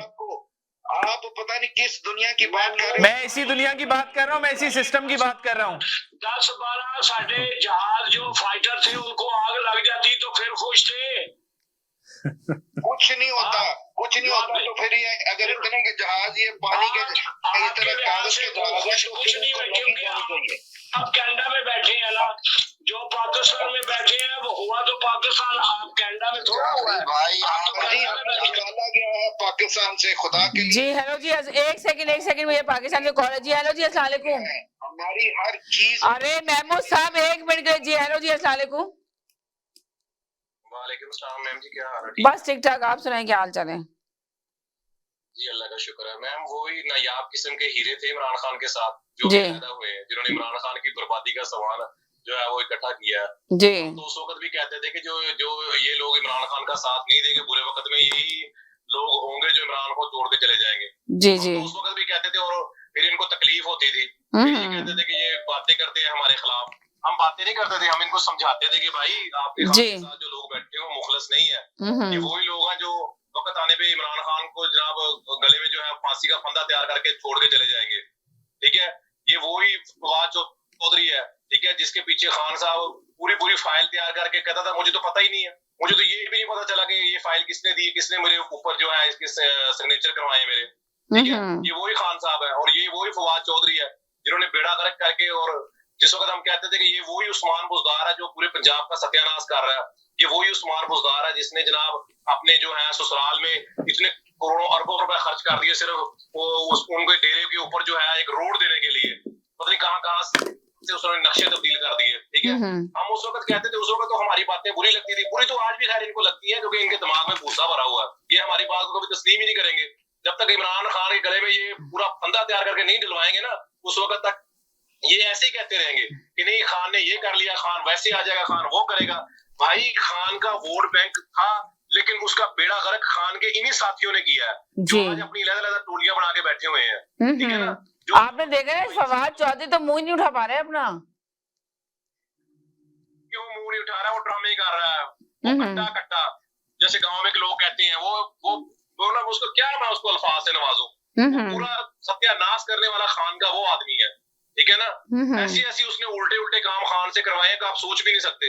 वो अंधा एतबार वो भी कर लेता है, कहता है नहीं ठीक है। और अगर हम कहते हैं कि नहीं जी खान ने, उस वक्त हम कहते थे ना खान साहब अगर आप गलत काम कर रहे हैं तो आप, यही हाफिज मुनीर है जिसने खान से कहा था कि ये आपका जो बुज़दार है ना, ये बेड़ा गर्क कर रहा है पंजाब का, आप इसको उतार दें, इसके खिलाफ करप्शन के सबूत है मेरे पास। तो आज वो ही हाफिज मुनीर से खान कह रहा है कि नहीं मेरे से बात करो। भाई कौन बात करेगा आपसे, जब लोग आपसे बात करना चाहते थे उस वक्त तो आपने किसी की सुनी नहीं, अब आप कहते हो कि हमसे बात करो आगे। ठीक है, ये वही लोग हैं जिन्होंने काले करके कहते हैं जिनाह हाउस पे हमला किसने करवाया, ये फवाद चौधरी है। अब वो डील करके बैठ गया आराम से जाके, अपना काम उसने कर दिया, अब वो बैठ गया जाके, खान को फांसी के फंदे तक वो लेके चला गया। ठीक है, और दूसरा अगर आप इलेक्शन की बात करते हैं कराची में, तो ये तो आप शेख रशीद के बारे में क्या कहेंगे, जो शेख रशीद थे जो इमरान खान का बड़ा दावा करते थे कि मैं इसकी जमात को नहीं छोड़ूंगा, उसके बारे में क्या कहेंगे? शेख रशीद के बारे में थोड़ी मेंशन कर दें आगे। पंजाबी में कहते हैं, पता नहीं आपको समझ आए ना? नहीं समझ आ जाएगी, आप फिक्र ना करें जी। ये वो डोरी है जो हर देग में चलती है, वो चमचा है हर देग में घूमने वाला। जी देखे ना, बड़ी बड़ी बातें करते थे शेख रशीद साहब, तो गायब ही हो गए थे फौरन ही जी। ठीक है ना, खान साहब के साथ 3 या 4 लोग वो थे जो पता था हमें पहले भी कि वो खान साहब के साथ खड़े रहेंगे, हमें पहले भी पता था कि वो लोग खड़े रहेंगे, वो नहीं जाएंगे। बाकी तो सारा ये तो मगर जो लोग खड़े हुए हैं उनकी भी तो बहुत बड़ी फरमाइश और बहुत बड़ी ख्वाहिश है कि चेयरमैन पीटीआई के चेयरमैन उनको बना दिया जाए, तो क्या कहेंगे, क्या वो इसीलिए इंतजार में खड़ेंगे कब उनको दिया जाए? लेकिन मैम जी, अब मौके की मुनासिबत भी तो यही है ना, अगर कुछ आपने लोग बचाने हैं तो फिर शाह महमूद कुरैशी को लाना पड़ेगा आपको, वरना तो वो इंतजार में बैठा हुआ परवेज खटक साहब, परवेज इलाही, वो कहता है मेरे साथ 20 एमपीए या जनाब 30 एमएनए मेरे साथ है तो मैं तो अलहदा पार्टी का ऐलान करने वाला हूँ। वो तो ये इंतजार कर रहा है कि शाह महमूद कुरैशी को इमरान खान कहीं सेट करता है तो ठीक है हम इनके साथ है। लेकिन ये सारे सवालात मैम ये इमरान के खड़े किए हुए हैं, इमरान ने खुद अपने पाँव में ये सारे जो है ना कांटे बिछाए हुए, किसी ने उनके साथ ज्यादती नहीं की। यानी कि आप ये कह रहे हैं किसी ने ज्यादती नहीं की, ये इमरान खान की खुद की ज्यादती है बहुत बड़ी। हाँ जी, और दूसरी बात मैम, जरदारी साहब जो है ना, वो जो है ना जमात इस्लामी वाले, वो भोले लोग, अच्छा ईमानदार है, वो भोले हैं, वो सियासत करते हैं वो पुरानी उसी तरीके से, लेकिन अब वो सियासत नहीं रही। अब तो मैं कहता हूँ जोड़ तोड़ वाली सियासत है, गुंडागर्दी वाली सियासत है, और जनाब झूठ बोलने वाली सियासत है, मुनाफिकत वाली सियासत है। अब वो सियासत नहीं जो जमात इस्लामी सियासत कर रही है। जब तक ये हाफिज नईम साहब वो अपनी सफाइयां पेश करने से, सच बोलने से बाहर नहीं निकलेंगे, उस वक्त तक दोबारा मेयर नहीं बनेंगे। वो जमाना था जब इनके 3 दफा मेयर बने हैं, वो और जमाना था। ठीक है, अब वो जमाना नहीं है कि अगर आप सच बोल के कहें कि जनाब मैं एमएनए एमपी बन जाऊंगा, ये तो गलत है। आप धोखेबाज बनेंगे, आप चालाक बनेंगे, आप झूठ बोलेंगे, आप दूसरे का हक खाएंगे तो आप एमएनए एमपी बन जाएंगे। ठीक है, अब कहेंगे आप सोचिए कि तहरीक लब्बैक का कहे कि हम वजीर आजम बना देंगे, ये कभी भी नहीं हो सकता। क्यों नहीं हो सकता? कि इस वजह से नहीं हो सकता कि कभी भी वो हमारे मुआशरे में मौलवी को कबूल ही नहीं करते, इस्लाम के इक़्तिदार को कबूल ही नहीं करते हमारे मुआशरे में। क्योंकि कौन नहीं करेगा? वो नहीं करेंगे जो हमारे मोतबर और मुअज़्ज़ज़ शख्सियात, जिनको हम सबसे आला दर्जे पे फाइज देखते हैं, वो लोग जब तक इनको तस्लीम नहीं करेंगे उस वक्त तक इस मुआशरे में न सुकून होगा ना यहाँ। तो अच्छा ये बता दें कि इलेक्शन होते हुए नजर आ रहे हैं आपको या नहीं आ रहे? मुस्लिम नून लीग इलेक्शन नहीं चाह रही है, पीपल्स पार्टी इलेक्शन चाह रही है, तो मेरा सवाल है आपसे, बताइए। वैसे मैम, अब ये ऐसा सवाल है, इस पे हंसी आती है जी, अब इस पे जवाब नहीं आता। जी जी, मजाक हो गया हमारे मुल्क में, ठीक है। अब कहते हैं जमहूरियत जमहूरियत, जिस प्रेस कॉन्फ्रेंस को देखें जमहूरियत का जो है वो राग जो है वो शुरू से अलाप रहे, लेकिन ये मजाक है हमारे साथ। अब इस मुल्क में अब माशाल्लाह वाला हिसाब है, यहाँ पर कौन सी जमहूरियत है मुझे बताएं? यहाँ पर जो बातें नहीं करने वाली हैं वो हो रही हैं, जो करने के लिए मुल्क के लिए होना चाहिए। अब देखिए ये मजाक नहीं, बजट हमारे साथ जो पेश किया गया है ये क्या है? आपके पास हुकूमत जो है वो रह गई है 3 हफ्ते की और आप बजट पेश कर रहे हैं हमारे सामने, क्या उस पे अमल दरामद कर सकेंगे आप? इससे बड़ा मजाक क्या है हमारे साथ? और फिर भी हम बैठे हुए मुंह देख रहे हैं। मुझे मैम अब तो ना मायूसी के सिवा और कुछ भी नहीं है आवाम के पास। हम पाकिस्तान में बैठे हुए हैं, आपके यहाँ पे जो लोग बैठे हुए हैं वो हमें हमारे ऊपर तंज भी करते हैं, हमारे ऊपर तनकीद करते हैं। ठीक है भाई, आप वहाँ पे ऐश कर रहे हैं, हम यहाँ पे चक्की पे पीस रहे हैं, आपका हक बनता है, करें आप हमारे साथ। अगर हम बात करते हैं तो कहते हैं ढाबे पे बैठ के बात कर रहे हैं, यहाँ पे एक अंकल आते हैं वो, ठीक है, कभी कुछ कहते हैं, हमें मजाक करते हैं। लेकिन बात ये है, अब मजाक करने वाली नहीं है। मुल्क हमारा जो है ना, इन लोगों ने पता नहीं कहां से कहां पहुंचा दिया। ये तो अल्लाह की रहमत है, पता नहीं यहाँ पे कौन ऐसे नेक लोग हैं जिनकी वजह से बचा हुआ है, और ना कसर कोई नहीं छोड़ी इसको खाने के लिए, इसको लूटने के लिए। ना ही मैं अपने नेफ्यू इसको बोलता हूँ पूरे वाले को, यहाँ ऐश नहीं है, यहाँ सुबह 6 बजे उठ के जहाँ पे जाना पड़ता है और आपके घुटने घुटने बर्फ पड़ी होती है। जिनके पास गाड़ियां नहीं है, गाड़ियों में निरी मौत लिखी होती है। जब हम लोग काम पे जाते हैं और काम करते हैं तो डॉलर मिलता है, कोई फ्री नहीं मिलता यहाँ पे भी।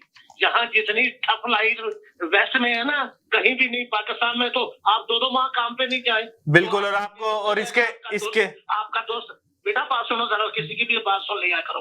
I like you know that वो हर चीज हमें भी यहाँ अर्न करके देनी पड़ती है। बिल्कुल, फ्री कुछ नहीं मिलता। दुरुस्त कह रहे हैं। चलो बोलो आप। हाँ जी, और इसके साथ साथ मैं इनकी बात को ऐड करता जाऊं कि यहाँ पे जो है वो 36 लाख खवातीन जो है वो बेनजीर इनकम सपोर्ट पे नहीं रहती। वो खवातीन भी यहाँ पे मेहनत करती हैं, दिन रात मेहनत करती हैं, बिल्कुल करती हैं। तभी जो है वो यहाँ की इकोनॉमी जो है वो स्टेबल है और चीजें जो है वो ज्यादा अच्छे तरीके से जाती हैं। यहाँ पे आशी बिल्कुल भी नहीं है। कहना चाह रहा हूँ, आप वो सारे मेरी बात से सुबह 6 बजे उठते हैं, रात बिल्कुल बिल्कुल घर आते हैं, सारा दिन नींद नहीं पूरी होती और उस समय में जाके नींद आ रही होती है। बिल्कुल लाइफ है यहाँ पे। दुरुस्त बात। हमने अपना करने दे, वो बुरे वाला वो हमारा नेफ्यू है, बहुत अच्छी बातें करता है। करो बेटा बात करो। जी साजी साहब क्या कह रहे थे आप? जी मेरी बहन, मैं ये कहना चाहूंगा, मैं तो अपना जैदी भाई के सवाल जो रखा था उसका जवाब का वेट कर रहा हूँ। वो मौका ही नहीं मिल रहा ना जैदी साहब को। एक जैदी भाई की एक बात से मैं बिल्कुल इत्तेफाक नहीं करूंगा, जो उन्होंने कहा है कि ये जो हुकूमत है ये इसी तरह चलती रहेगी आपस में। मेरी बहन, ये अभी बजट मंजूर होने दें और उसके बाद आप देखिएगा ये पीपल्स पार्टी के साथ अशर क्या करती है, आपकी जो मुस्लिम लीग नून के साथ। अभी आप बजट बिल्कुल बिल्कुल दुरुस्त कह रहे हैं। जैदी साहब तो मुझे लग रहा है ड्रॉप हो गए। इलेक्शन आने दो, इन्होंने आपस में ही लड़ना है, इसमें कोई शक ही नहीं। जी, ये तो आपस में ही इन लोगों में इत्तेफाक नहीं है। अभी से अभी आप देख रहे हैं, सबूत तो आपको मिल रहा है ना कि इख्तिलाफात होना शुरू हो चुके हैं दोनों पार्टियों के अंदर। तो अभी देखते हैं कि क्या होता है। मगर वो जैदी साहब कहते कि नहीं, अजीर साहब कह रहे थे कि बड़े मौलवी जमात इस्लामी वाले या तरीके लबैक को नहीं आने देंगे। ये अलामा इमरान साहब आए थे तो इनको भी किसी ने नहीं माना। जैदी साहब क्या कहेंगे आप? किसी ने किया। इलामा इमरान जी मैंने पहले भी आपसे कहा था कि जान की अमान पाऊं तो कुछ अर्ज करूं। वो तो आप पा ही नहीं पा रहे ना जान की अमान, तो आपकी नहीं पाएंगे आज। तो यहाँ ऐसे नहीं है, ऐसे हालात नजर नहीं आ रहे आपको इस वक्त शो के अंदर। जी ला हासिल गुफ्तगू से कुछ फायदा नहीं हुई समझ से बाहर। जी अभी कहा कि मेरी बात से इत्तेफाक नहीं है, लेकिन आप ये देख लीजिएगा आने वाला वक्त बताएगा। मैं जो भी बात कर रहा हूँ मैं इधर से कर रहा हूँ उधर से, लेकिन हालात आप देखिएगा इंशाल्लाह यही होंगे कि ये इसी तरीके से सैरो शुगर होके मुल्क को लूट रहे होंगे और इक़्तिदार के मजे ले रहे होंगे, और बाकी जो दीगर जमातें होंगी जो इनको सपोर्ट करेंगी वो भी अपने अपने हिस्से का गोश्त लेके जा रही होंगी। ये सब सिस्टम इसी तरीके से चलता रहेगा। इससे पहले बिल्कुल इस तरह से कई दफा हो चुका है कि कम जिसकी अक्सरियत होती है, जिसका वोट बैंक होता है, वो हाथ मलता रह जाता है। आपने वो वक्त भी देखा होगा कि जब जरदारी साहब सदर थे और अपनी 5 साल हुकूमत पूरी कर रहे थे, पीपल्स पार्टी इलेक्शन करवा रही थी, नए आने वाले इलेक्शन, और उनको ये कह दिया गया कि हालात ऐसे नहीं है कि आप इलेक्शन करें और जलसों में जाएं। और पीपल्स पार्टी किनारे में जाके बैठ गई थी कि हमें तो जान का खतरा है, दहशतगर्दी होगी और जलसे नहीं होंगे, और उन्होंने आपकी हर बात से इत्तेफाक होगा अगर आप पीटीआई में आ जाए। जैदी साहब से कह रहा हूँ। सर जी मैं शुक्रिया जैदी साहब, आप अपने मेरे मैं नहीं कर सकता। मसला ये है कि इतनी परेशानी क्यों है आप लोगों को कि बात भी पूरी नहीं होने देते यार। सही कह रहे हैं, पूरा दिन मतलब मुस्तकिल बोले चले जा रहे हैं, फिर भी आप लोगों को ब्रेक लेने का मौका नहीं मिलता। चाहते ही नहीं ब्रेक लेना। मुझे पीटीआई में शामिल करके आपको कितनी रकत का सवाब होगा? हाँ जरा रकत का सवाब बता दें। बहुत स्वाब होगा, हम खुश बहुत होंगे। आपको खुशफहमी होनी चाहिए ना, मैं तो किसी का साथ नहीं दे रहा। बिल्कुल नहीं, वो तो हमें पता है, इसीलिए तो हम आपको ऑफर कर रहे हैं। भैया लियाकत भाई, मैं इन सबको आजमा चुका हूँ, सबको जानता हूँ, जब भी तज्जिया दे रहा हूँ आपसे। हमें एक चीज का जैसे आप बोलते हैं ना, हमें एक लफ्ज की समझ आती है कि आप क्या बोल रहे हैं, कहाँ से बोल रहे हैं, और इसीलिए तो हम आपको इनवाइट कर रहे हैं कि आज वो भाई हमारी तरफ आ जाए। मैं भी आपकी तरफ मुंह से ही बोल रहा हूँ, लेकिन मसला ये है चलो बात करें, मैं बात करता हूँ। बहुत बहुत शुक्रिया जी। तो बात ये है कि ये 75 साल से यही हो रहा है इस मुल्क में कि इसी तरीके से इख्तिदार मिलते हैं और इसी तरीके से इख्तिदार लिए जाते हैं। हमें जब तक हमारे हुक्मरान ये नहीं सोचेंगे कि जो हम कहते हैं गेट नंबर 4 और गेट नंबर फला और फला, हम कब एक होंगे? अगर आप हेलो जी सुन रही हूँ, बोले। मैं अगर बोलती हूँ आप कहेंगे बोल रही है। आपको सब बैठ के आपने कहा कि मेरे बीच में कोई ना बोले, इसलिए सब लोग इतने खामोशी से मुंह पे उंगली रख के सुन रहे हैं कि भाई सुना रहे हैं आप। जी जनाब जी। तो जब तक आपके हुक्मरान ये वो हुक्मरान हैं जी जो हमसे दूर हैं, आवाम से दूर हैं, जी, अपनी मर्जी के लिए लीडर बने हुए हैं, अपनी मर्जी से लीडर बने हुए, और इनको किसी ने लीडर बनाया हुआ है। राइट। ये मेरे और आपके लीडर नहीं है, क्योंकि ये मेरे और आपके मसाइल हल नहीं कर, तो इसलिए मैं इनको अपना लीडर नहीं मानता। जी मेरे मसाइल वो हल करेगा जो मुझ में से होगा। मालूम होगा कि बिजली का मुझ में से जो है ना कभी आने वाला ना चांस लग रहा है आपको कि आएगा कोई ऐसे आपके मुझ में से? अल्लाह करे, उम्मीद। आपको ये हालात नजर आ रहे हैं, आप देख रहे हैं 75 साल से सेम चीजें होती जा रही हैं, कोई मुझ में से नहीं आ रहा। मसला ये है, सवाल ये पैदा होता है, वो मुझ में से नहीं आएगा, वक्त नहीं आएगा मुझ में से। इनसे अगर मैं और आप उम्मीद लगा रहे हैं तो गलत लगा रहे हैं ना। ये हम में से नहीं है। इन्हें नहीं मालूम कि 20,000 रुपए में घर कैसे चलता है। जी। इन्हें नहीं मालूम कि बिजली का बिल किस तरीके से दिया जाता है। राइट, बिल्कुल सही आपने कहा कि इनको नहीं मालूम कि 20,000 में घर कैसे चलता है, 20,000 का रेंट, 20,000 का ये। जी अच्छा, मैं बताता हूँ, इन्हें ये नहीं मालूम कि घर के खर्चे कैसे चलाए जाते हैं। राइट। तो इनको आप लीडर कैसे तस्लीम कर देंगे? लीडर वो होता है जो मेरे और आपके मसाइल हल करे, मेरी और आपकी परेशानियां दूर करने के लिए आए। ये तो मेरी और आपकी परेशानियां बढ़ा रहे हैं ना, हर लीडर पिछले के मुकाबले में मेरी परेशानियां बढ़ा रहा है, तो ये मेरा लीडर मेरा खैरखा तो नहीं है ना। इनको मैं कैसे अपना लीडर मान लूं, कैसे अपना खैरखा मान लूं? मेरा लीडर वो था, मेरा कायद वो था, मैं उसका फॉलोअर हूँ कि जिसके आने से हम में शऊर आया। वो था मेरा प्यारा नबी, जिन्होंने बताया कि सच क्या है, झूठ क्या है। मुझे इन लीडरों से कोई गर्ज नहीं। आप मुझसे हल्फ उठवा ले, मुझे इन लीडरों से कोई गर्ज नहीं। ये सब कोई लेना देना नहीं है, आपने आते हैं आके अपना तजिया देते हैं। बहुत शुक्रिया, थैंक यू सो मच तमाम कॉलर का, बहुत शुक्रिया, थैंक यू सो मच कि आप लोगों ने अपना टाइम दिया और अच्छे तजिया दिया। बहुत शुक्रिया, थैंक यू सो मच। बस ज्यादा यही कहेंगे, खुश रहें, मुस्कुराते रहें, जिंदगी बहुत खूबसूरत है, अपना ख्याल रखिएगा, दुआओं में याद रखिएगा। जिंदगी रही इंशाल्लाह, कल फिर नए टॉपिक के साथ हाजिर होंगे। जब तक के लिए इजाजत चाहते हैं, अल्लाह हाफिज।